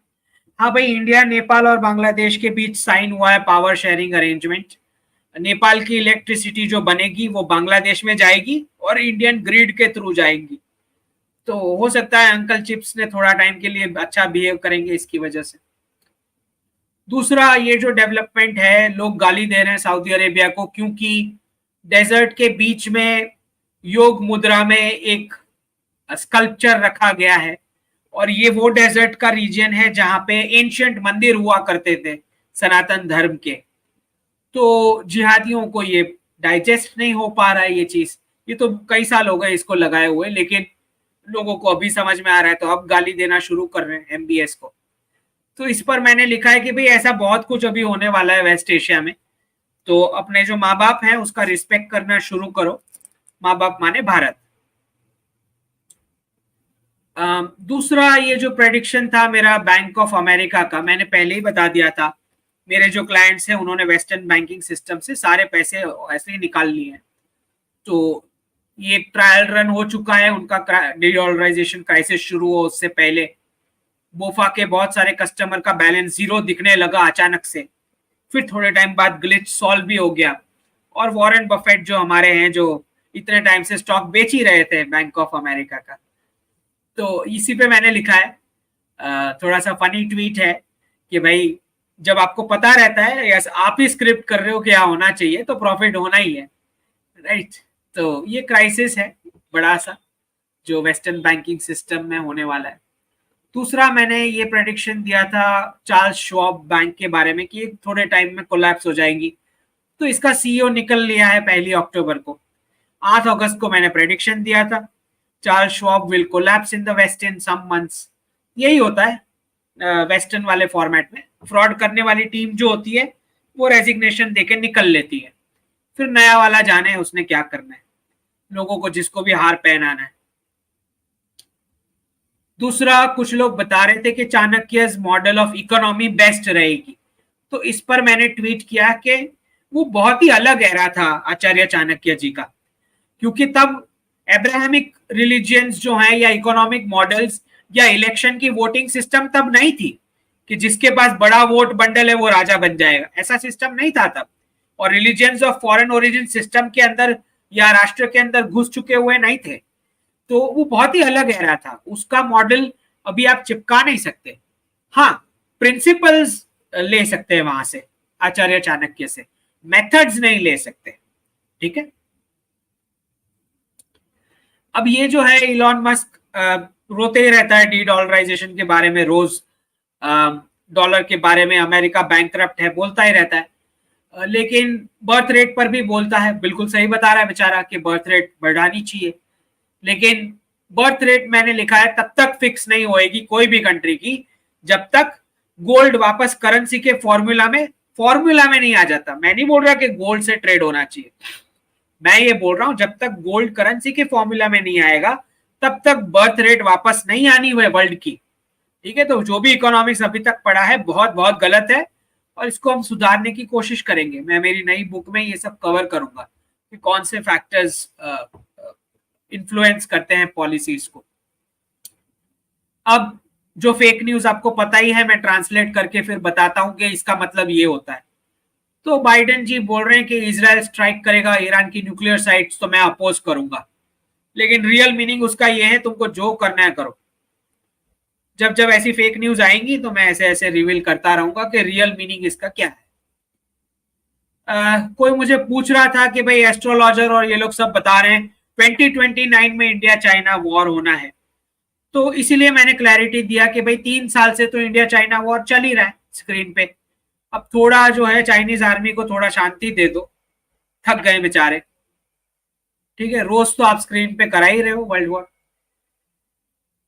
यही है बैंक ऑफ अमेरिका वाला, जो मैंने 20 जुलाई को ही प्रेडिक्शन दे दिया था कि बैंक ऑफ अमेरिका की बजने वाली, राइट। दूसरा हम देख रहे हैं कि भाई ओहायो में ये नीरज अंतानी जी लेके आए हैं बिल कि अमेरिका में ओहायो में लोकल टैक्स बिटकॉइन या क्रिप्टो से भर सकते हो। अब आप सोच के देखो वेस्टर्न सिटीजन्स का डिल्यूजन, जब कोई स्टेट अपने टैक्सेस ऐसी करेंसी में करेक्ट कर रहा है जो करेंसी उसने खुद ने नहीं इशू की हुई है, वापस रिपीट कर रहा हूं, जब कोई स्टेट ऐसी करेंसी में पेमेंट एक्सेप्ट करता है टैक्सेस का जो करेंसी उसने खुद ने इशू नहीं करी हुई है, तो आपको समझ में आ रहा है कितना सीरियस क्राइसिस है ये। लोग नहीं समझ रहे, समझ आएगा आपको थोड़े टाइम। हाँ, ये जो जयशंकर जी ने जवाब दिया है, क्या बैटिंग करी है, तो उन्होंने यूएस में जवाब दिया है कि भाई हम कहां डॉलर को टारगेट कर रहे हैं, आपकी पॉलिसी रॉन्ग है, हमने तो कंट्री के साथ ट्रेड करना ही पड़ेगा, जो कंट्री नॉन डॉलर ट्रेड, उनके पास डॉलर्स ही नहीं है तो हम क्या ट्रेड बंद कर देंगे उनके साथ। तो हमने तो कभी डायरेक्ट टारगेट किया ही नहीं है डॉलर को, हमको उस कंट्री के साथ ट्रेड तो करना पड़ेगा ना, आपकी गलती है आपकी पॉलिसीज की। तो ये इन्होंने जो है वर्ल्ड वाइड ये स्क्रिप्ट बना रखी है, सारे एक्सपर्ट्स को बेवकूफ बना रहे हैं कि रशिया का रिजर्व फ्रीज किया है इसीलिए डी डॉलराइजेशन एक्सिलरेट किया, जबकि हकीकत ये है कि ये लोग खुद डी डॉलराइज कर रहे हैं बिटकॉइन और क्रिप्टोस को प्रमोट करके, ठीक है, वेस्ट वाले। लेकिन स्टोरी ये इन्होंने बना दी है, ये वाली जो सारे एक्सपर्ट्स पोपट की तरह, पैरट की तरह बोलते रहेंगे, कहीं भी देख लो सब यही बोलेंगे इसकी वजह से हो रहा है, इसकी वजह से नहीं हो रहा है, स्क्रिप्ट ये लोग लिख रहे हैं। हाँ, ये जो है भाई सदगुरु जी के पीछे पड़े हैं क्योंकि कन्वर्जन रुकवा रहे हैं, मंदिर को प्रमोट कर रहे हैं, गवर्नमेंट कंट्रोल से निकालने को बोल रहे हैं, किसी को डाइजेस्ट नहीं हो रहा होगा। दूसरा, लोग जो पूछ रहे थे कि भाई इजराइल ईरान का जो है बैंक ऑफ जापान के साथ आप लिंक करते हो, उसी दिन की 1 अक्टूबर की स्टेटमेंट है फोर्ब्स की कि bank of Japan job just got even harder. उसी दिन इजराइल बोलता है कि भाई हम, पता ही है आपको 1 को क्या कॉन्फ्लिक्ट हुआ, स्ट्रेटेजिक एसेट्स ईरान के अटैक होंगे थोड़े ही टाइम में, बिल्कुल 100%। ये गांधी जी के बारे में है, मैंने लिखा है कि भाई ब्रिटिश एरा के लॉयर्स के ऊपर तो बिल्कुल भरोसा नहीं, क्योंकि लॉयर्स ब्रिटिश गवर्नमेंट से पेमेंट लेके ब्रिटेन के सपोर्ट में केसेस यहाँ पे लड़ते थे, और वही परंपरा अभी भी चली आ रही है। कपिल सिब्बल से लेके सारे लॉयर्स आप देख लो, सारे सारे रॉन्ग केसेस वही उठाते हैं, पेमेंट भी मिल जाती है उनको कहीं इनडायरेक्टली गवर्नमेंट से ही केसेस लड़ने के लिए, और वही राष्ट्र के विरुद्ध। ये लाल बहादुर शास्त्री जी के बारे में मैंने लिखा है कि लाल माने पेट्रियट, बहादुर माने ब्रेव, और शास्त्री माने लर्नड। तो ये दिन तो बहुत इंपॉर्टेंट है हमारे पेट्रियोटिक प्राइम मिनिस्टर के लिए। अब ये जो पोस्ट है, संजीव सान्याल जी बोल रहे हैं कि जब आप पार्ट्स इंपोर्ट कर सकते हो चाइना से, तो चाइना को मेक इन इंडिया में मैन्युफैक्चर क्यों नहीं करवा सकते। ये मैंने 1 साल पहले जनवरी 2023 में प्रेडिक्ट करा हुआ है कि ये कराएं आप। अगर यूएस जो है अपना मैन्युफैक्चरिंग मैक्सिको और कनाडा के बीच स्प्लिट कर रहा है, तो चाइना भी अपना मैन्युफैक्चरिंग रशिया और इंडिया के बीच स्प्लिट कराना चाहिए। ये जो है, ये बहुत क्लियर करना जरूरी है लोगों को, क्योंकि लोगों को डी डॉलराइजेशन में ये चीज समझ नहीं आ रही। जयशंकर जी बोल रहे हैं कि हमने कभी डॉलर को एक्टिवली टारगेट नहीं किया है, वेस्टर्न मीडिया में बोल रहे हैं, जब उनको डी डॉलराइजेशन के बारे में पूछा गया। इस पर मैंने लिखा है कि हम एक्टिवली टारगेट करेंगे ही क्यों, क्योंकि हमारे रिजर्व्स डॉलर्स में है ही नहीं, डॉलर्स में लिखे जाते हैं, हमारे रिजर्व्स पूरे यूएस डॉलर्स में नहीं है। लोगों को अभी भी कंफ्यूजन है, मुझे बार बार क्वेश्चन आता रहता है कि अंकित जी आप डी डॉलराइजेशन बोल रहे हैं, लेकिन हमारे रिजर्व्स का क्या। हमारे रिजर्व्स डॉलर्स में नहीं है, 100 बार लिख लो, वो डॉलर्स में लिखे जाते हैं कि इतने डॉलर्स के रिजर्व्स हैं, वैल्यूएशन लिखी जाती है। हमारे रिजर्व्स जो हमने सेव किए हैं वो मल्टी करेंसी बास्केट में है, और गोल्ड भी है उसमें।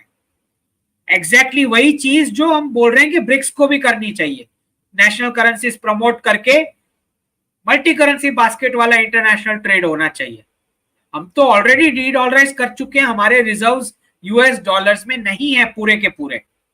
ओके, ये बार बार आता है मुझे क्वेश्चन, सर हमारे तो बहुत सारे रिजर्व्स हैं। भाई देखो तो पहले ओपन करके डेटा तो, ठीक है। तो ये जो पूरा जो ईरान ने स्ट्राइक किया, जो मैंने बताया है कि पूरा फेक है, क्योंकि असली होता तो 1000 से ज्यादा कैजुअलिटी हो चुकी होती इजराइल में, जितने नंबर ऑफ रॉकेट्स दागे गए थे। सो आधे से ज्यादा उन्होंने फेक जगह पे दागे कि कोई मरे ना, ठीक है। तो इसी पे मैंने लिखा कि परमिशन लेके अटैक कर रहे हैं। 5 मिनट्स के अंदर तो इजराइल ने एयर स्पेस वापस ओपन कर ली। ऐसा कैसा अटैक है सबको समझ आता है क्या चल रहा है, स्क्रिप्टेड। लेकिन अब इजराइल को परमिशन मिल चुकी है, अब वो तो करेगा, वो तो रियल वाला करेगा। अब ये तो उसी वक्त जब मिसाइल शुरू हुई तब भी मैंने लिख दिया था कि ये इन्फॉर्म करके किया गया हुआ फेक अटैक है, रियल नहीं है। प्रेडिक्शन तो मैंने ऑलरेडी आर्मिक शिप के जो एपिसोड है सात्विक के साथ, उसी में दे दिया था कि ईरान रिटेलिएट कर ही नहीं सकता, ठीक है। ये जो सदगुरु जी वाला केस है उस पर मेरा व्यू लोग पूछ रहे थे, तो ये मैंने समझाया है। क्या समझाया है कि जब भी कोई गुरु स्पिरिचुअलिटी के ऊपर बात करेंगे तो वो यही बात करेंगे कि जीवन मरण के साइकिल से बाहर निकल जाओ, प्रॉपर दीक्षा लेके, वो यही समझाएंगे। लेकिन जब भी कोई गुरु और सनातन एक ही धर्म ऐसा है जहां पे अगर आपको लगता है कि पूरे विश्व ने आपके साथ बहुत कुछ खराब किया या आपका नसीब बहुत कुछ खराब है, तो सुसाइड करना या किसी को मारने से अच्छा है कि आप दीक्षा ले लो। अच्छे तरीके से वर्ल्ड को आप रिनाउंस कर सकते हो बिना किसी को इंजरी किए हुए या किसी जीव हत्या किए। ये सिर्फ सनातन सिखा सकता है ये अच्छा तरीका, राइट। तो जब भी कोई गुरु बात करते हैं स्पिरिचुअलिटी पे, तो वो बात कर रहे हैं दीक्षा की, ठीक। लेकिन जब भी कोई गुरु बात करेंगे सिविलाइजेशनल ड्यूटीज की, कि आपके राष्ट्र के प्रति, आपकी फैमिली के प्रति और कम्युनिटी के प्रति आपकी क्या जिम्मेदारी है, तो वो बर्थ रेट्स का मेंशन करेंगे ही, कि बर्थ रेट्स मेंटेन होने चाहिए। ओके, तो दो अलग पर्सपेक्टिव है। आपको गुरु खाली गाइडेंस दे सकते हैं, सिलेक्ट आपने करना है कि आपने अपने जीवन के साथ क्या करना है, ठीक। ये जो है पॉल गोल्डिंग जी यूके से बता रहे हैं कि भाई इतने सारे मुस्लिम्स हैं इंग्लैंड में, मार्च कर रहे हैं और हमारा कोलोनाइजेशन हो रखा। तो उस पर मैंने ट्वीट किया है कि भाई साहब 400 साल पहले जब ये pound as a single country reserve currency स्थापित करने आप मेरी सिटी में आए थे, सूरत, ईस्ट इंडिया कंपनी वहां आपने बनाई सूरत में, तब इंग्लैंड की हालत क्या थी? आप गरीब, स्मेली, सेवेज, अनसिविलाइज्ड, भूखे नंगे लोग थे, फुल बीमारी वाले, और हमसे भीख मांग रहे थे कि हमको प्लीज एंट्री दे दो इंडिया में, हमको कुछ ट्रेड करना है। इन्हीं लोगों की तरह आप शिप्स में आए थे एज इलीगल्स, है ना। तो ये कोलोनाइजेशन नहीं है, ये हमारे लिए तो ये डीकोलोनाइजेशन है जो आपके साथ अभी हो रहा है। तो बराबर से इनको डोज मिला है। कोई बोल रहा था इनको नींद नहीं आएगी अब ये पढ़ने के बाद। अच्छा, ये दूसरा फेक न्यूज चला रहे हैं मीडिया वाले, अच्छे से समझ लो ये फेक न्यूज, बार बार इसको देखो और समझो क्या बोला जा रहा है। बोला जा रहा है कि पाकिस्तान अगर ब्रिक्स में एंटर होगा तो इंडिया को बहुत नुकसान होएगा और चाइना को बहुत बेनिफिट होगा। ये फेक न्यूज चल रहा है और हमारे सारे एक्सपर्ट्स ये फेक न्यूज चला रहे हैं क्योंकि मीडिया फेक न्यूज छाप रहा है। पहली बात यह है कि पाकिस्तान एलिजिबल ही नहीं है कोर मेंबरशिप के लिए। कोर मेंबरशिप ब्रिक्स के जो मेन नेशंस है उसके लिए पाकिस्तान एलिजिबल ही नहीं है, तो इंडिया के एक्सपेंस का सवाल ही कहां आया इंडिया को नुकसान करने का। कोर मेंबरशिप लेवल पे एंट्री हो ही नहीं सकती पाकिस्तान की, क्योंकि वो इमर्जिंग इकोनॉमी के क्राइटेरिया में फॉल नहीं होता है। इंडिया की वोटिंग की तो बात ही नहीं है। ऑब्वियसली इंडिया का वोटिंग लगेगा अगर एंटर करना है ब्रिक्स में, लेकिन वोटिंग तो तब की बात है ना जब वो एलिजिबल भी हो, पहले एलिजिबल तो हो। तो ये फेक न्यूज चल रहा है कि पाकिस्तान की एंट्री इंडिया रोक रहा है क्योंकि इंडिया को नुकसान होगा। नहीं बाबा, वो कोर मेंबरशिप के लिए वो एलिजिबल ही नहीं है क्राइटेरिया में, तो इंडिया के नुकसान का सवाल ही कहां से आता है। पर फेक न्यूज चला रहा पूरा मीडिया और सारे एक्सपर्ट तोते की तरह वही चीज बोले जा रहे हैं। पाकिस्तान का एंट्री ब्रिक्स में होने वाला है, मैंने प्रेडिक्शन किया है, लेकिन कौन से लेवल पे? लोएस्ट लेवल पे, नीचे। Core membership decision making body में थोड़ी लेगा कोई पाकिस्तान को, एलिजिबल ही नहीं है वो, लेने का कहां क्वेश्चन है। वोटिंग का या डिसीजन लेने का प्रश्न ही कहां आता है जब बंदा एलिजिबल ही नहीं है। तो ये फेक न्यूज से बहुत अलर्ट रहें, ये लोग फैलाते रहेंगे पूरे दिन।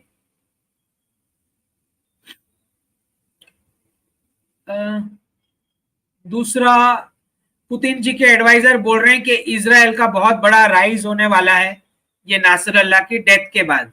मैं तो पूरा शो ही कर चुका हूं, खैर 20 सितंबर को ही कर चुका हूं कि ग्रेटर इजराइल और अखंड भारत की शुरुआत है ये, राइट।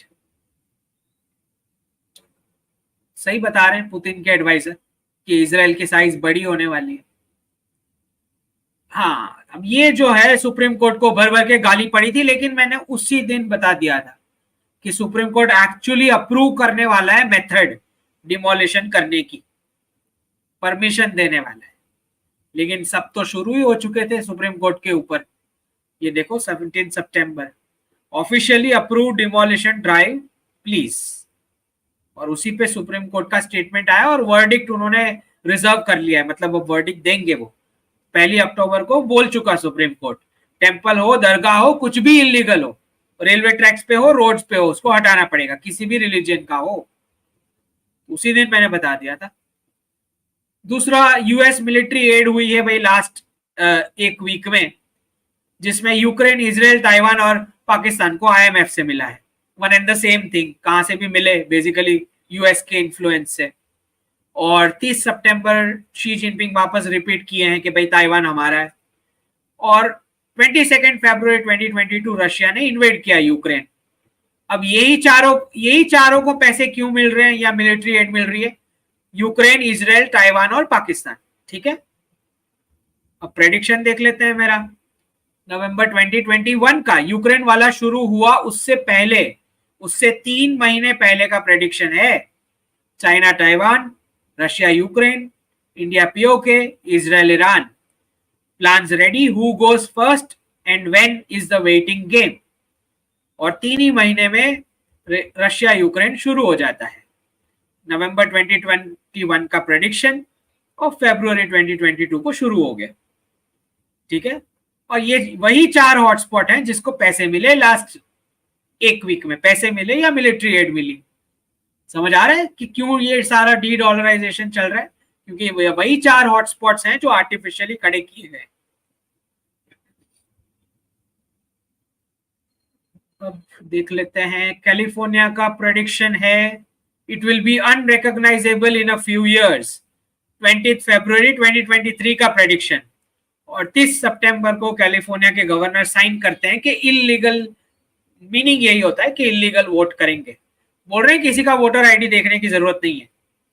ठीक है, बैन कर दिया उन्होंने, वोटर आईडी पूछा नहीं जाएगा वोटिंग के वक्त। ठीक है, तो 20 फरवरी का मेरा प्रेडिक्शन है California will be unrecognisable in a few years. ठीक, हाँ ये वाला प्रेडिक्शन तो बड़ा ही एक्यूरेट है। 30 सितंबर जॉर्जिया, 16 सितंबर टेक्सास, 17 अगस्त मिसिसिपी है। ये सारे फायर और केमिकल लीक कॉमन। 31 में कोलोराडो, 17 में फ्लोरिडा, 25 अगस्त 2023 लुजियाना है, और 4 अगस्त 2023 हवाई में जो फायर हुई, और 3 अगस्त की मेरी ये प्रेडिक्शन।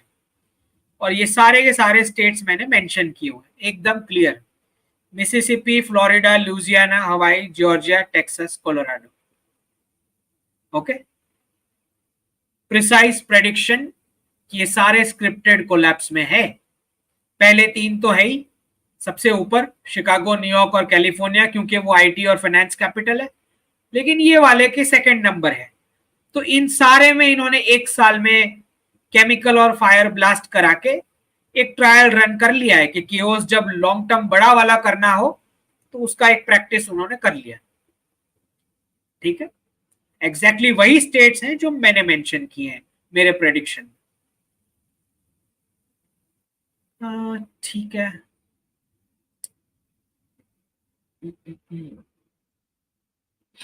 आई थिंक हमने मोस्टली तो कवर कर ही लिया है सारे ट्वीट्स।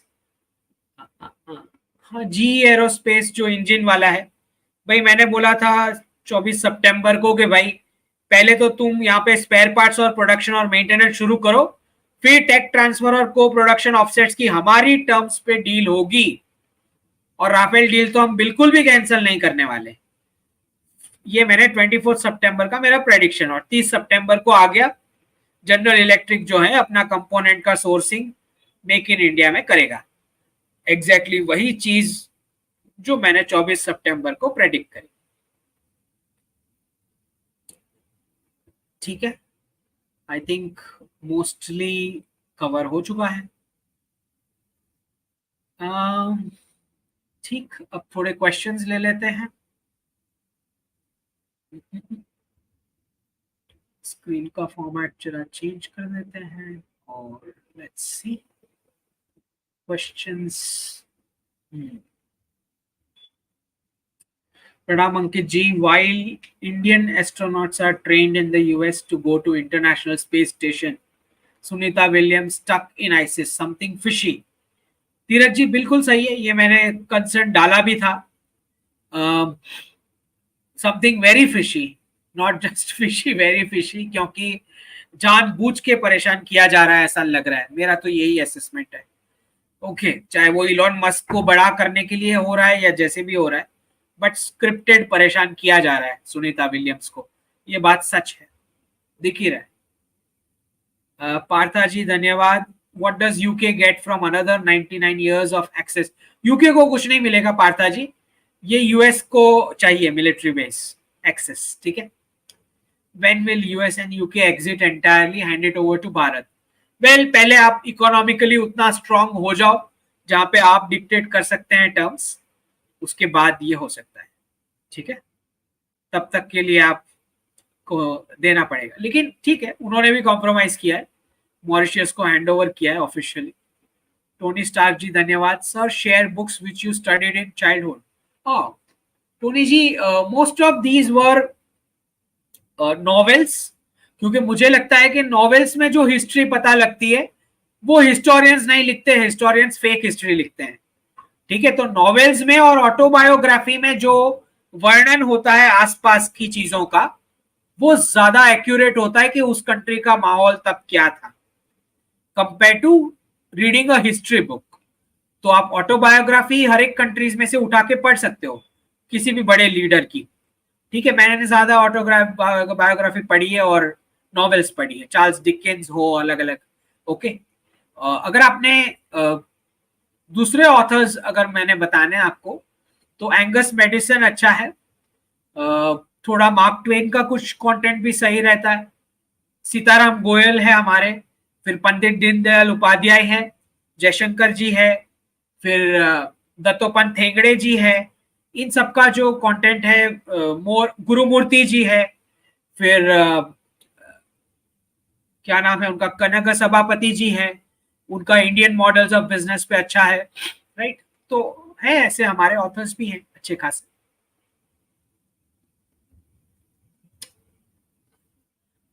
कुणाल जी धन्यवाद। Is it safe to take jobs in Indian office of JP Morgan और other US IT product bank companies? They seem to be on a hiring spree while firing people there. India office में मिल रहा है तो आप ले सकते हो, ठीक है। What's in a name? जय Shri Ram. How AI will impact technology workers in the near term? How will AI impact India? AI से सपोज हायर लेवल पे 200 लोगों की जॉब थी, मिडिल लेवल पे 300 लोगों की जॉब थी, और लोअर लेवल पे 500 लोगों की जॉब थी एआई से पहले। एआई आने के बाद टेक सेक्टर में हायर लेवल पे 20 हो जाएंगे 200 से, मिडिल लेवल पे 300 से 30 हो जाएंगे, और नीचे 500 के लेवल से 50 हो जाएंगे। That is how it will be. मैं तो जब आईटी सेक्टर वाले डांस कर रहे थे तभी बोला कि ये लोग क्यों खुश हो रहे हैं एआई से, सबसे पहले तो इनका ही इनकी हालत खराब होने वाली है। सोहम जी धन्यवाद। What will happen to airline industry in the next decade? भारतीय एयरलाइंस को तो कोई प्रॉब्लम नहीं है, बूस्ट ही होने वाला है, मिडिल ईस्ट का भी, वेस्ट एशिया का भी बूस्ट होगा। वैभव जी धन्यवाद। As you said that gold silver prices will fall after, नहीं वैभव जी, तय नहीं है कि फॉल ही होगा 2025 के बाद, देखेंगे क्या होता है।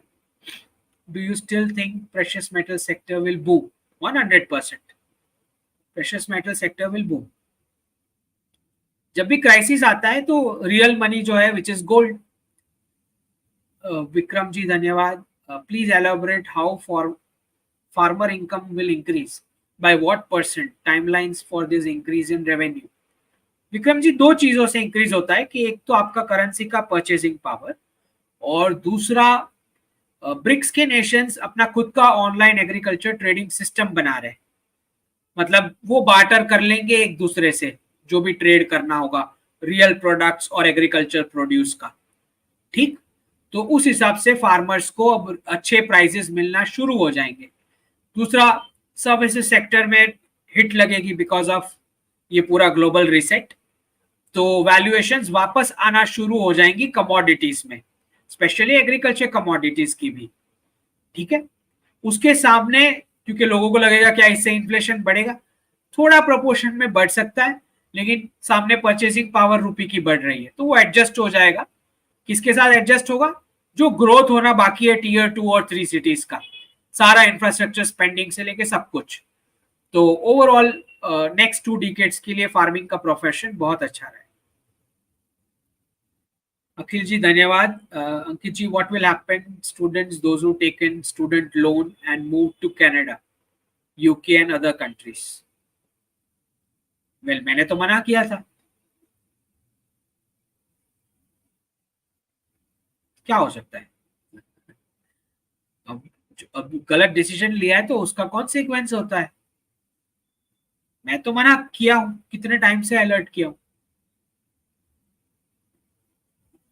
जॉब नहीं मिलने वाला, मैं लिख के देता हूं।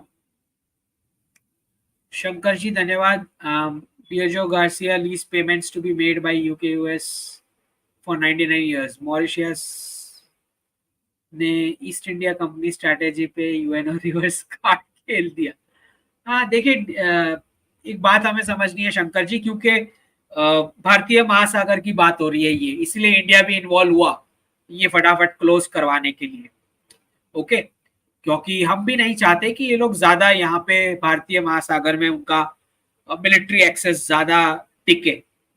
ओके, अगर रहना है तो वो हमारी परमिशन से या हमें कॉन्फिडेंस में लेके हो। ओके,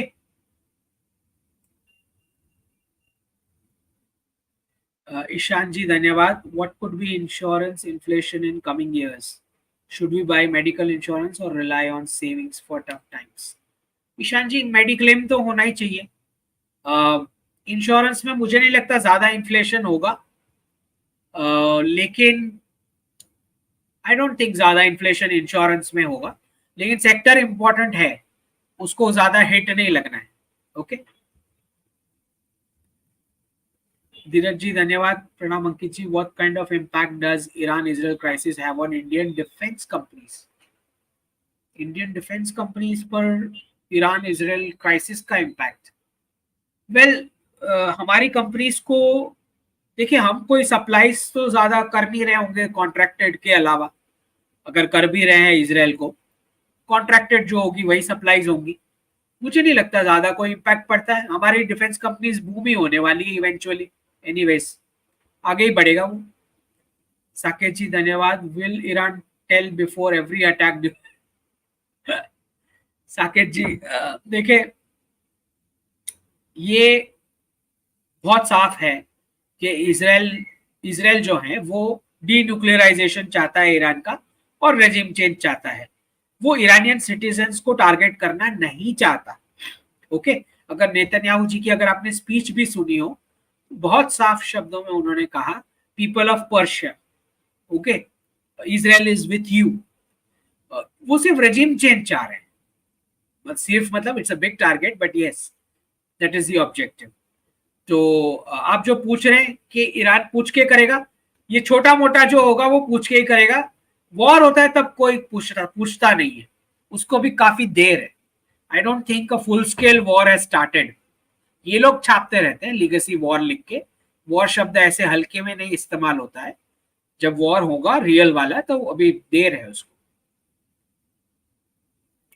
विकास जी धन्यवाद। Intel crypto ji, babus work fine in west but not in India, why? Intel crypto ji ने बड़ा ही इंटरेस्टिंग सा क्वेश्चन पूछा है। बाबू वेस्ट के जो है वो तो अच्छे से काम करते हैं, ये यहाँ के बाबू को क्या प्रॉब्लम है?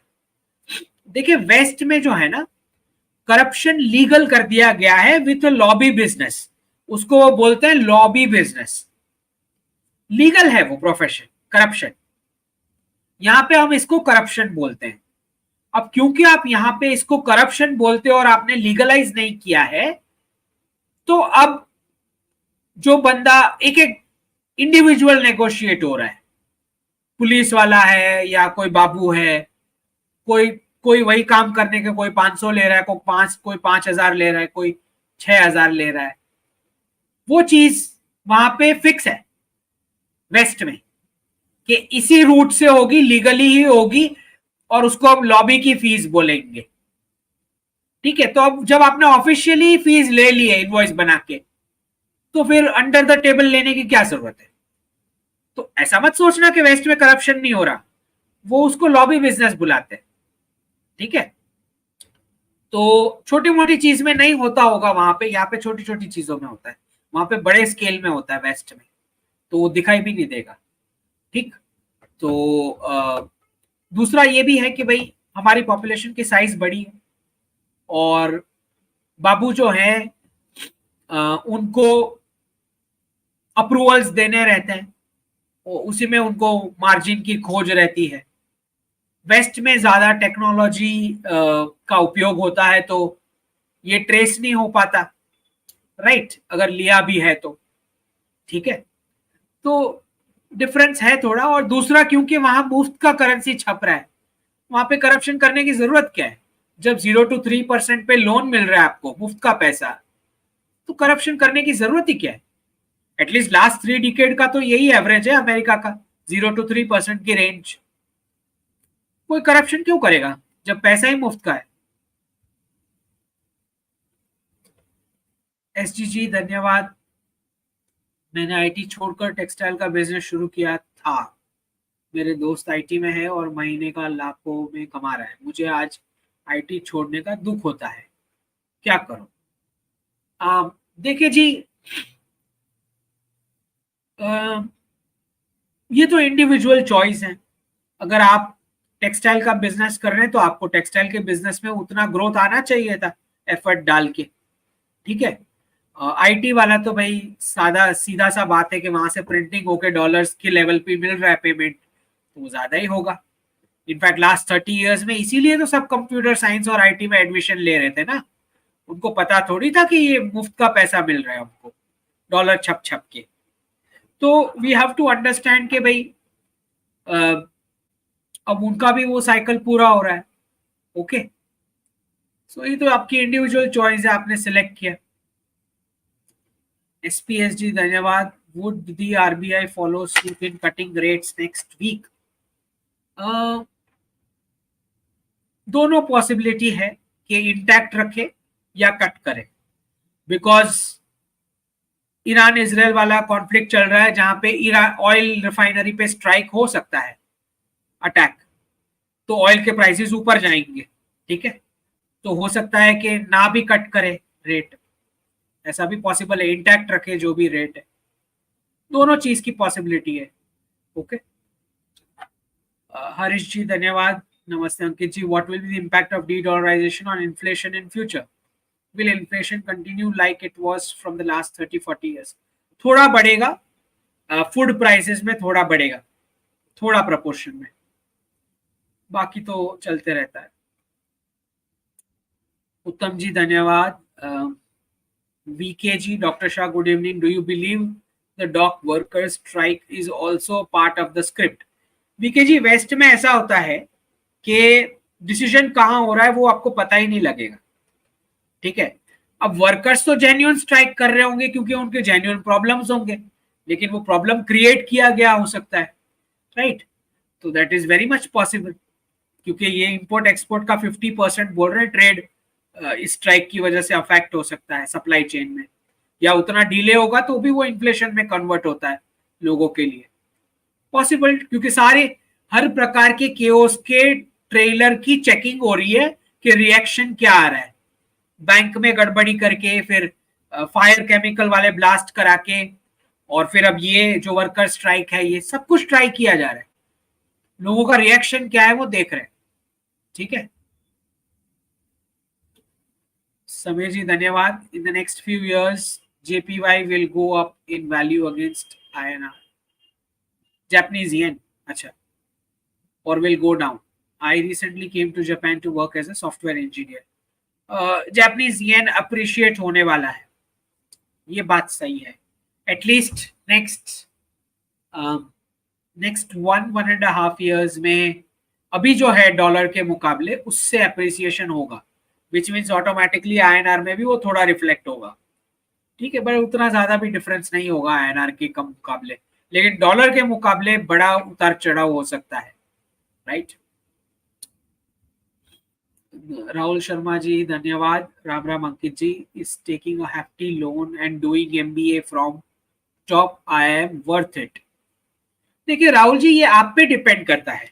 IIM से MBA तो कर लोगे, उसके किस लिए कर रहे हो ये आपको पता होना चाहिए। तो मतलब सही से इस्तेमाल करोगे जो आपने सीखा है तो इट इज वर्थ इट। अगर इस्तेमाल करना नहीं आया जो भी अब सीख रहे हो उससे, तो it is not worth it. ठीक है, तो this is not something which I can decide and tell you. Western मैं बता रहा हूं कि वो कोई काम आने नहीं वाला, ना सर्टिफिकेट ना उसका कोई जॉब मिलने वाला. ठीक है, हमारे आईएम्स वैसे नहीं है, at least you will get a job. Okay, any guidance for youngsters like me who are stuck being educated slaves but want to learn business and produce in Bharat. देखिए, एंटरप्रेन्योरशिप जो होती है वो थिंकिंग प्रोसेस नहीं है, it is a doing process.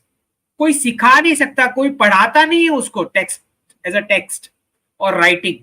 आपको कूद जाना है उस बिजनेस में. ठीक है, छोटा पायलट करो, छोटी अमाउंट से शुरुआत करो, कुछ पायलट ट्रांजैक्शंस करो, टीम बिल्ड करो, ट्रायल एंड एरर होगा, 2-3 साल में ब्रेक इवन क्रॉस होगा, फिर ऑटोमेटिक आप इवॉल्व कर ही लोगे कि क्या इसका बिजनेस मॉडल होना चाहिए, कितना मार्जिन होना चाहिए. ऐसे होता है.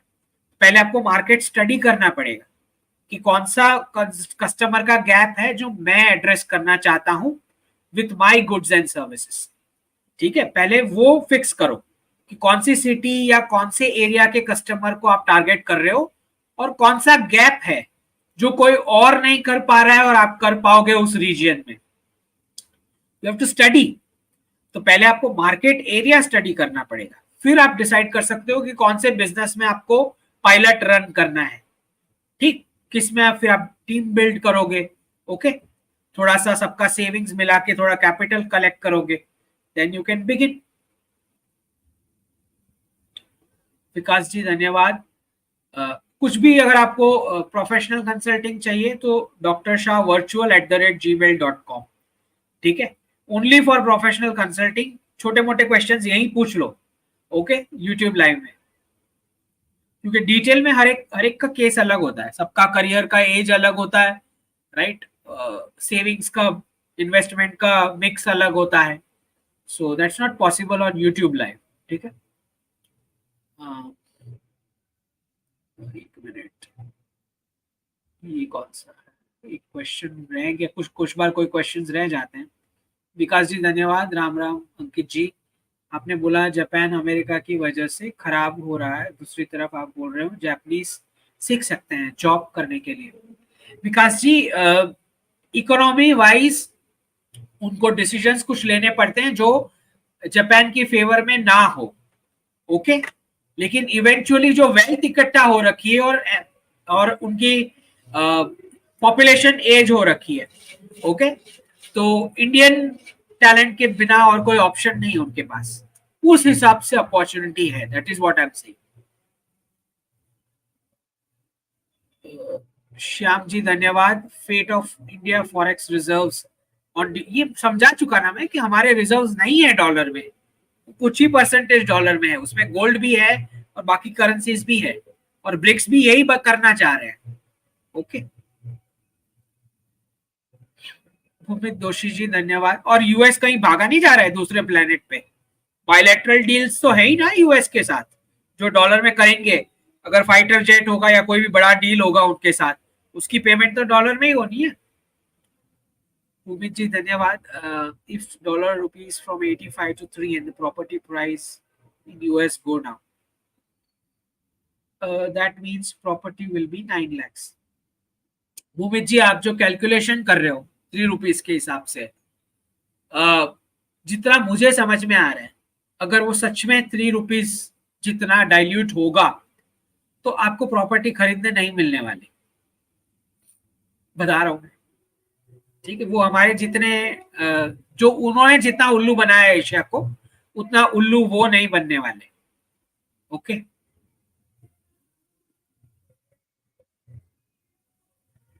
द क्रिएशन जी धन्यवाद. सोसाइटी में फेमिनिज्म ज्यादा बढ़ रही है, कब होगा?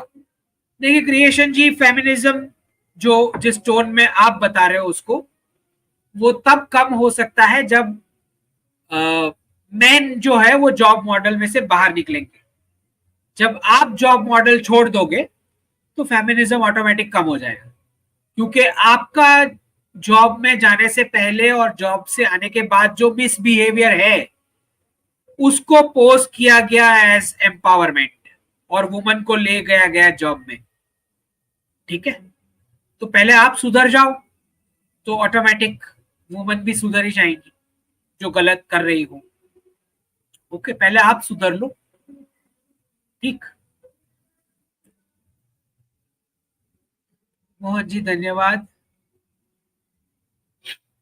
और वो मिसबिहेवियर इसलिए हो रहा था मैन का क्योंकि भाई 10 घंटा कोई कैसे किसी के कंट्रोल में रह सकता है? नॉर्मल ह्यूमन बॉडी के लिए पॉसिबल ही नहीं है ये जॉब मॉडल, नेचुरल नहीं है।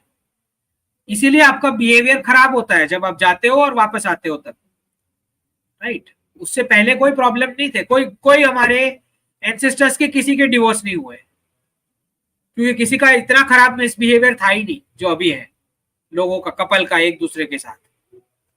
ओके, उसका कारण ये है, one of the reasons, there are many reasons, one of the reasons is job model, ठीक। और स्पेशली जब हर तीसरे साल आप एक नई सिटी में होते हो, ट्रांसफर हो चुका है, आजू बाजू में कोई पहचानता नहीं है, रिलेटिव्स अब आ जा नहीं रहे, तो आप जितना खराब बिहेवियर एक दूसरे के साथ करना चाहे आप कर सकते हो क्योंकि कोई देख ही नहीं रहा, जब ना कोई पहचानता है। तो जॉब मॉडल ने ये सब कबाड़ा किया है लोगों के बिहेवियर का, ठीक है ना। इसलिए उन लोगों से दूर रहना चाहिए जिनके घर रिलेटिव्स आ जा नहीं रहे हो, उनका सैनिटी डाउटफुल है, राइट। कुछ लोग शादी भी कर लेते हैं ऐसे लोगों से, फिर पता लगता है कि भाई साहब इसके घर तो कोई आता जाता ही नहीं, इसीलिए ऐसा बिहेव कर रहा है, ठीक है।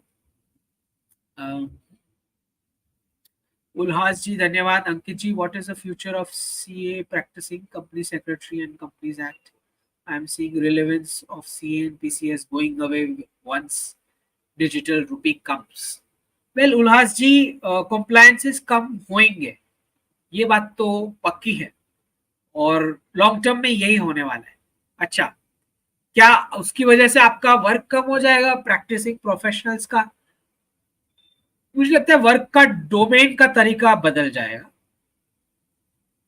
ये वर्क नहीं रहेगा जो अभी चल रहा है, कुछ और होगा क्योंकि कॉम्प्लायंसेस जाएंगे लेकिन कुछ और अलग प्रकार का विजिलेंस आ सकता है, विच इज जब आएगा तो पता लगेगा। बट हाँ, ये जो अभी आप कर रहे हो वैसा वर्क नहीं होगा तब, ये बात तो तय है, कॉम्प्लायंसेस कम होने वाले हैं। पंकज जी धन्यवाद। Ram Ram ji, what do you think about our city infrastructure and how can it be improved? We have the worst cities in terms of liveability. Pankaj ji, यही दिक्कत है ना कि अब्राहमिक इकोनॉमिक्स आपने कॉपी करा है, वेस्ट से उठा के बिल्डिंग लाके चिपका दी, स्ट्रेट बिल्डिंग, ना आपने टेम्परेचर देखा ना अपना क्लाइमेट देखा। क्या वेस्ट के साथ मैच करता है आपका क्लाइमेट? फिर भी आपने शीशे वाली बिल्डिंग खड़ी कर दी है, वहां पे सन का प्रॉब्लम है, आपको सनलाइट का कोई प्रॉब्लम नहीं है। तो जब आप वेस्ट का आंखें मूंद करके कॉपी पेस्ट करोगे तो ऐसी सिटीज ही मिलेगी आपको। वेस्ट का तरीका क्या है अब्राहमिक इकोनॉमिक्स का, कि ह्यूमन जो है वो बाकी दुनिया को कंज्यूम करने के लिए बना है, ये रिलीजन से ये थॉट प्रोसेस आया है। तो वो लोग जाके बिल्डिंग खड़ी कर देते हैं जहां भी, ओके। वो ये नहीं सोचते कि भाई एनिमल्स का क्या, बर्ड्स का क्या, वाटर का क्या, वो देखना ही नहीं उन्होंने, फूड सप्लाई का क्या। तो वो जब आप उनका मॉडल सीधा यहाँ पे चिपकाओगे, पहले तो उनकी उतनी पॉपुलेशन नहीं है, राइट, उनके घर कितने डिस्टेंस में होते हैं आपको सब पता है, कि डेंसिटी क्या है, उनकी साइज ऑफ लैंड क्या है, उनकी पॉपुलेशन की साइज क्या है। वहां से उठा के जब आप मॉडल यहाँ पे चिपकाते हो तो आपको पहले ये देखना पड़ेगा सनातन इकोनॉमिक्स में आर्किटेक्चर कैसे बनता है, आपका क्लाइमेट क्या है, आपका टेम्परेचर क्या है, animal life, bird life, water supply, reverse का फ्लो, आपकी फूड साइकिल, मिनरल्स का सप्लाई, ये सब होने के बाद ही आप अपना घर बना सकते हो। ये सनातन इकोनॉमिक्स मॉडल है, वो उनका मॉडल है अब्राहमिक इकोनॉमिक्स वाला, जहां पे पहले बिल्डिंग चिपका दो, फिर 3 साल बाद पता चलता है कि यहाँ तो फ्लड हो जाएगा, या तो वाटर मिलेगा ही नहीं, या तो खाने का फूड सप्लाई का वांधा है, वहां तक लेने जाना पड़ता है। ये सब 3 साल बाद उनका आईज ओपन होता है और फिर पूरी गैंग निकलती है, एनिमल राइट्स वाली एक अलग, फिर क्लाइमेट वाली अलग। ये उनका बेवकूफी का तरीका है, ये हमारा तरीका नहीं है। हमारा आर्किटेक्चर जो है वो लास्ट में बनेगा ह्यूमन के लिए, पहले सबका कैलकुलेशन होगा, उसके बाद आपका रहने का बन सकता है। ओके, ये सनातन इकोनॉमिक्स का स्टाइल है। तो उसमें कोई फिर आप ह्यूमन राइट्स वाली वो सर्कस नहीं निकाल सकते, उसमें एनिमल राइट्स वाली कोई सर्कस नहीं निकाल सकते, उसमें क्लाइमेट वाली कोई सर्कस नहीं निकाल सकते, क्योंकि पहले ही आपने वो सब कवर कर लिया है। ओके, तो हमारी सिटीज का ये हाल है। हमारी जो फियाट डॉलर सिटीज है, जो वेस्ट से अंधे होके आर्किटेक्चर का कॉपी पेस्ट करी है, उनकी हालत ये है कि जो पॉश एरिया है उसमें ही पहले पानी घुस जाता है, उसी में वाटर सप्लाई का प्रॉब्लम पहले आता है, क्योंकि ये ऊपर का फ्लोर बिना इस्तेमाल किए बना दी है, फटाफट से कंस्ट्रक्शन कर दी, 1.5 साल में डिलीवरी दे दी, फिर 3 साल बाद समझ आती है कि ये तो क्लाइमेट एक्सट्रीम हो गया, अब यहाँ तो रहा ही नहीं जा सकता, यहाँ पे फूड सप्लाई का तो प्रॉब्लम हो गया, वाटर सप्लाई का प्रॉब्लम हो गया। ये दिक्कत है हमारी सिटीज के साथ, ये हुआ है कि अंधा होके हमने उनका टेम्पलेट कॉपी पेस्ट किया।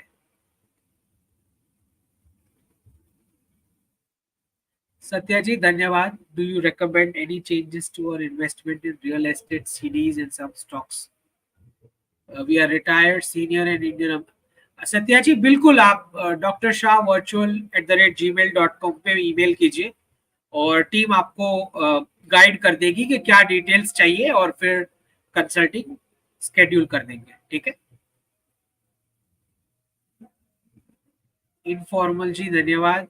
Should Indians buy house in Canada on loan because if values goes up that is good idea. पहले तो वो अब स्टूडेंट्स लेना बंद करना शुरू कर रहे, they are not going to take international students जैसे वो लिया करते थे।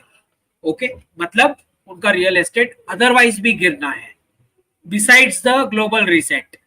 जो मेन रीजन है कैनेडियन रियल एस्टेट का ऊपर होने का, वो फॉरेन स्टूडेंट्स हैं जो रेंटल्स पे रहते हैं। ठीक है, अब वो स्टूडेंट्स नहीं होंगे तो अदरवाइज भी रियल एस्टेट उनका गिरना है, बिसाइड्स जो ग्लोबल रीसेट तो होना ही है। तो अगर कनाडा में कुछ परचेस करना है तो you have to think. Okay, I would not recommend. सामान्य भारतीय जी धन्यवाद। Subramaniam Swami ji recommended USA practicing Pak surviving on this policy. Why not we print notes for some specific expense such as basic infra? सामान्य भारतीय जी, हम currency तो छापते ही हैं, सारी कंट्रीज छापती है, लेकिन हमारे पास रिजर्व करेंसी स्टेटस नहीं है। हम जितना छापेंगे उतना ज्यादा इन्फ्लेशन कंट्री में फैलेगा, तो बाकी की कंट्रीज यूएस की तरह नहीं कर सकती जो यूएस कर सकता है। ठीक है, ऐसा कोई स्टेटस हमारे पास अभी नहीं है। साइबर जी धन्यवाद। Ankit ji, US dock workers are going on strike, impact हो सकता है supply chain, why are they doing this right before elections? देखिए, यूएस इलेक्शन ये तो नॉर्मल वाला है ही नहीं, जो पहले भी मैं मेरे टॉक्स में बता चुका हूँ। उसके अलावा आपको समझना है कि बिल्कुल इम्पैक्ट करेगा अगर स्ट्राइक लंबी चली। मुझे नहीं लगता लंबी चलेगी ये strike. Okay, let's see. Chakravarti ji धन्यवाद। After dedollarisation would missionary activities reduce? बिल्कुल, क्योंकि हर जगह जो प्रोटेस्ट फाइनेंस, टेरर फाइनेंस, ये सब जो आता था वो डॉलर से आता था। एनजीओ का कन्वर्जन, ये सब फंडिंग वहीं से आती थी। फॉरेन इंटरफियरेंस और narco trade, which is the reason for Manipur? Foreign interference है, मैंने तो कंट्री का नाम नॉर्वे तक दे दिया था, जो फिर बाद में जो प्रेडिक्शन दिया था बिल्कुल वैसे नॉर्वे निकल के भी आया। ओके, तो नॉर्वे और न्यूजीलैंड से आ रहा था मिशनरी फंडिंग, मैंने पहले ही इसको प्रेडिक्शन दे दिया था। दूसरा नार्को ट्रेड तो है ही, दोनों पे क्लैंप डाउन हो रहा है, अभी चल रहा है। एम जी धन्यवाद। कौटिल्य जी धन्यवाद। Even after de-dollarization or new version of US dollar introduction, real estate will have new valuation in new USA financial system. Yes, Kautilya जी, पूरा वाइप आउट हो जाएगा, सबको उठा के बिटकॉइन क्रिप्टो में लेके जा रहे हैं, फिर वहां से उठा के उसको रेगुलेट करके सीबीडीसी बनाएंगे, और फिर नई परचेसिंग पावर एक एक करेंसी के सामने चिपका दी जाएगी, और तब जाके वेस्टर्न सिटीजन्स को पता लग जाएगा कि पूरा साफ हो गए, तब तक पता नहीं लगेगा। अनफॉर्चुनेटली ऐसा ही स्क्रिप्ट है, मेरा प्रेडिक्शन है। रुद्रा जी धन्यवाद। Will we face supply chain issue similar to covid during global reset. नहीं रुद्र जी, इसीलिए तो प्रधानमंत्री जी ने बायलैटरल फ्री ट्रेड अग्रीमेंट्स करा ना, क्योंकि जब ग्लोबल क्राइसिस होता है तो सारी मल्टीलैटरल ट्रेड पैक्ट्स कैंसिल हो जाती है, हर एक कंट्री अपने हिसाब से बिहेव करना शुरू कर देगी। इसीलिए तो प्रधानमंत्री जी ने पहले ही प्लान करके bilateral free trade agreement sign करी है ना। What are the sectors going to be affected? आपको क्या लगता है बॉस्टन और लॉस एंजलिस कॉन्सुलेट क्यों डिक्लेयर करी है? राइट, पता ही है उनको कि मार पड़ेगा तो अच्छे खासे एनआरआईज एग्जिट करेंगे वहां से, इसलिए तो वो नई कॉन्सुलेट्स डिक्लेयर हो रही है। ये मेरा रीडिंग है, पता लग ही जाएगा थोड़े time. What are the sectors going to be affected? In India पूछ रहे हो, कहाँ का पूछ रहे हो? How we should be prepared? Services sector को बड़ा हिट लगेगा, आईटी, बैंकिंग और एजुकेशन कंसल्टिंग, ये चार को तो बड़े हिट लगने हैं वेस्ट में। ओके, तो how should we prepare? Well, clients diversify करना शुरू कर दें वेस्ट एशिया में, रशिया में और साउथ ईस्ट एशिया में। नेक्स्ट जनरेशन जी धन्यवाद, रमन जी धन्यवाद। बहुत सारे क्वेश्चन है Ankit ji. What you think when NRIs leave western sector with their families, what's your prediction? मतलब अपनी फैमिली छोड़ के आएंगे, लेके आएंगे? हाँ, तो आएंगे ही। तो आप क्या जानना चाह रहे हो? I didn't get your question. हाँ, कुछ फैमिलीज के साथ शिफ्ट करेंगे ही। विष्णु जी धन्यवाद। What will B China economy after reset, up और डाउन? वेल, ये डिपेंड करता है चाइना कितना भारत के साथ और रशिया के साथ ट्रेड इंटीग्रेशन करता है, इस पर डिपेंड करेगा। एम जी धन्यवाद। Ankit ji, when will real estate prices in tier 1 cities crash and go to rent a house? बिल्कुल, जब ये क्राइसिस चल रहा होगा तब टियर 1 सिटीज में होएगा। भारत की टियर 1 सिटीज में होगा, लेकिन उतना बड़ा इम्पैक्ट नहीं होगा जितना वेस्ट की टियर 1 सिटीज में होगा। ठीक है, दीपक जी धन्यवाद। Please suggest in few words what sort of areas one needs to dig into while investing in mutual funds existing or new? वही म्यूचुअल फंड्स में डालना है जो सेक्टर्स मैंने बताए, और वो भी जब क्राइसिस चल रहा होगा, डिप आ चुका होगा, तब परचेस करना है। कैश आपके पास तब रेडी होना चाहिए। सैम जी धन्यवाद। USD to INR is 84, should I transfer dollar to India? Sam ji, depend करता है कि आप ट्रांसफर करके क्या कराना चाह रहे हो और आपका प्लान क्या है। लॉन्ग टर्म रहने का है, नहीं रहने का है, कितने साल बाद आने का है या नहीं आने का है, तो आप अपनी डिटेल्स के साथ मुझे भेजोगे तो I can help you out. ठीक है, रागीर जी धन्यवाद। जंग बुद्धा जी धन्यवाद। Why India sent warships to Iran? Future प्रधानमंत्री जन औषधि केंद्र। जंग बुद्धा जी, ये तो तय है ना हमारा, यूएई की एयरफोर्स के साथ इंटर ऑपरेबल होना है पूरा, सऊदी की कॉम्बैट फोर्सेस के साथ पूरा इंटर ऑपरेबल होना है इंडियन आर्मी को, और इंडियन नेवी को ईरानियन नेवी के साथ पूरा इंटर ऑपरेबल होना है। 3 फोर्सेस होती है, आर्म्ड फोर्सेस, नेवी और एयरफोर्स, तो तीनों एक एक कंट्री की आपने पकड़ ली है, राइट? क्योंकि वेस्ट थोड़ी पुलिसिंग कर पाएगा, उसकी करेंसी के पास पावर होगा ही नहीं, तो आपको ये कंट्रीज के साथ मिलके ही सिक्योरिटी देखने का है उस रीजन में। तो यूएई की एयरफोर्स, सऊदी की कॉम्बैट फोर्स और ईरान की नेवी, ये आपकी नेवी, आपकी कॉम्बैट फोर्स और आपकी एयरफोर्स के साथ पूरा पैरेलल में इंटरऑपरेबल होके चलेंगे फ्यूचर में। ये मेरा प्रेडिक्शन है, मेरा 3 साल पहले का प्रेडिक्शन है। प्रकाश जी धन्यवाद। What about NRIs who are other than IT professional? मतलब आप क्या जानना चाह रहे हो? ले ऑफ तो होना ही है, क्योंकि वेस्ट का तो खत्म हो चुका है, द इकोनॉमी इज ओवर। ये तो सत्योलॉजी पे मैंने 1.5 साल पहले ही बता दिया था कि US economy is a dead body, election तक खींच रहे उसको। YouTube ji, US worse than Argentina as currency and markets both drop. Well, comparatively तो अब क्या ही बोलेंगे, लेकिन वाइप आउट तो आना है, ये तो तय बात है.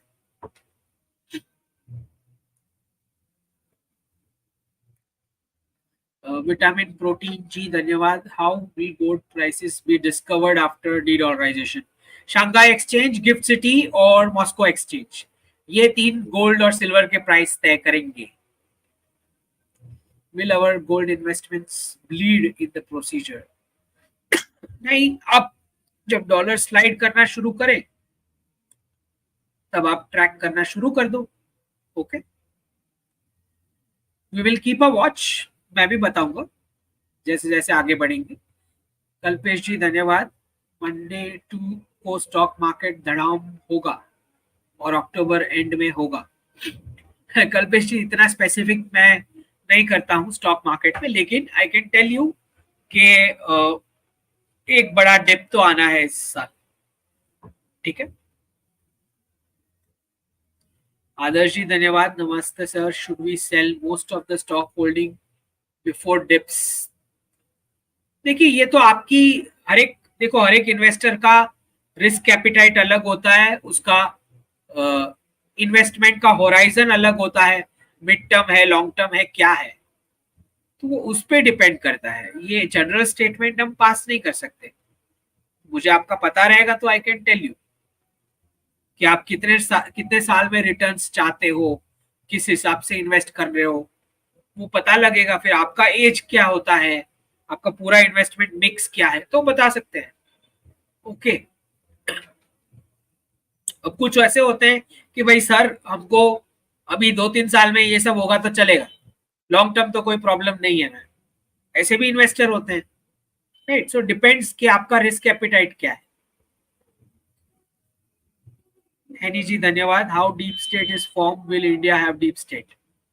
हैनी जी, डीप स्टेट फॉर्मेशन का बहुत स्पेसिफिक स्टेप है, लेकिन मैं ये पब्लिक में नहीं बोलूंगा क्योंकि उसका मिसयूज हो सकता है. इंडिया के पास डीप स्टेट नहीं है.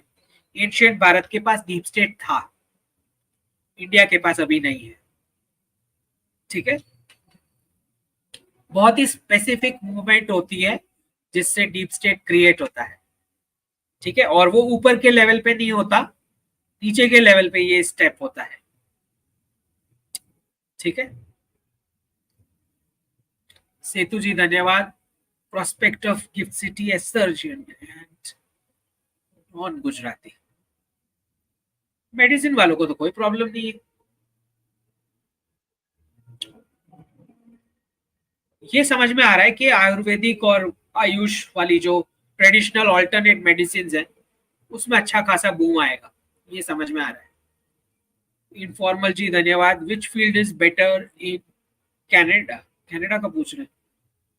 माइनिंग और पेट्रोलियम. माइनिंग. सिद्धार्थ जी धन्यवाद. Is it wise to go for? No. ठीक है. नॉट वाइज, मेरे हिसाब से नहीं. ठीक. भनन जी धन्यवाद. Russia for MBA. उसके बाद क्या करने वाले हो उस पर डिपेंड करता है. हाँ, एमबीए कहीं और से करोगे उससे बेटर रशिया होगा.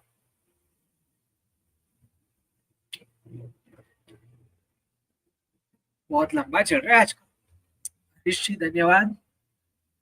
Will there be at least reasonable window to buy the dip comes?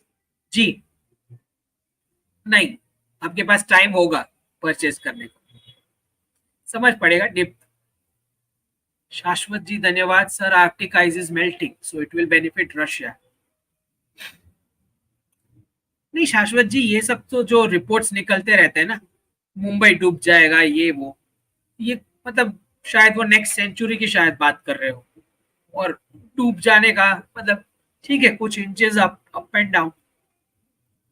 पूरा डूब जाना is too much of a talk, right? I don't believe that. हाँ, क्लाइमेट चेंज इज रियल, लेकिन ये जितना एग्जैजरेशन कर रहे हैं शायद उतना नहीं.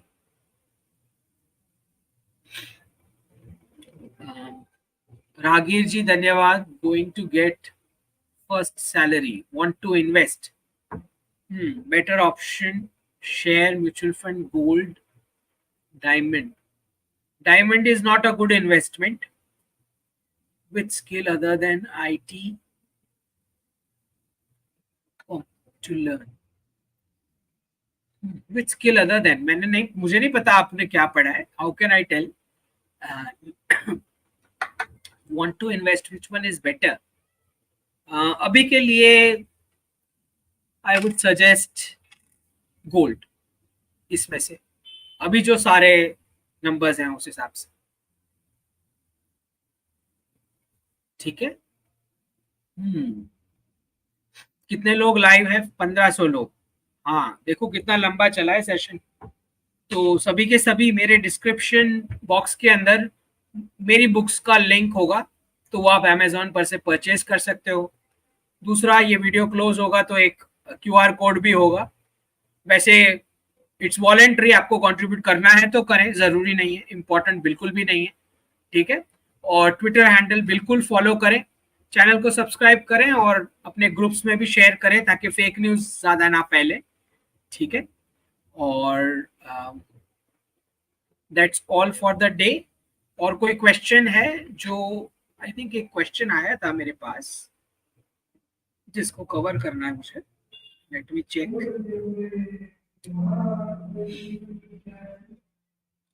Just hold on. एक क्वेश्चन कवर करना है.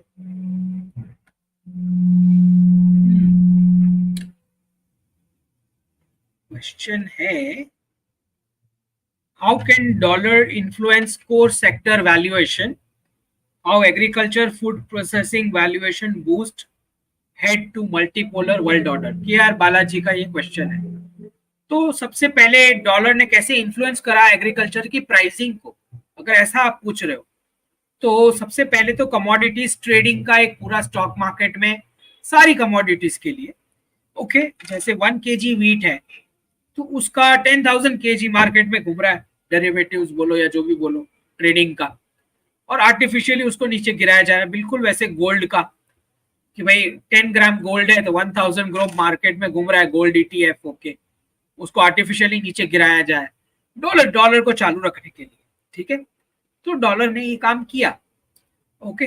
दूसरा, सारी एग्रीकल्चर लैंड तोड़ी उन्होंने सारी कंट्रीज में, प्राइवेसी और इंडिविजुअलिज्म का वेव चला के, जिसके चलते लोगों ने अपने पेरेंट्स से अपना हक मांगा, एग्रीकल्चर की जमीन तोड़ डाली, जिसी से हम 27%, 35, 33% तक वर्ल्ड GDP को कंट्रीब्यूट कर रहे थे.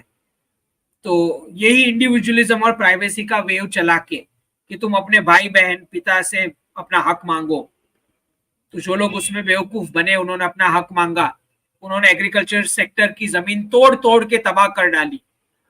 और इस तरह से वैल्यूएशन गया उस सेक्टर का और सारे कोर सेक्टर्स का, बिकॉज पूरा वुमन लेड एंटरप्रेन्योरशिप ही वो एग्रीकल्चर के साथ लिंक था. पूरी cottage industry, textile industry, spices trade, ये सब कुछ ये वुमन डोमिनेटेड. इंडिया की विमेन वर्ल्ड के रिचेस्ट बिजनेस टाइकून्स थी इन्वेडर्स आने से पहले. ठीक है. तो ये सारा कोर सेक्टर एग्रीकल्चर के साथ तोड़ा गया वैल्यूएशन में, पाउंड और डॉलर को single country reserve currency status में रखने के लिए. ठीक है. तो ये सारी बदमाशियां हुई. अब ये डीडॉलराइजेशन के साथ उसका वैल्यूएशन वापस आएगा, क्योंकि सर्विस सेक्टर को हिट लगेगी जो इन्होंने क्लासरूम टू जॉब मॉडल के साथ बिठाई थी. ठीक है. वो फेक ग्लोरिफाइड जॉब्स क्रिएट करके. ओके. उस बच्चे को पता ही नहीं कि ऐसा वो क्या कंट्रीब्यूट कर रहा है, सीधा उसको उतना पैकेज मिल रहा है. ओके. तो ये जो है इसको हिट लगने वाली है ये सिस्टम को विथ डीडॉलराइजेशन और multipolar world order. Okay, that is the change. Alright, that is all for the day. जय हिंद, जय जिनेंद्र.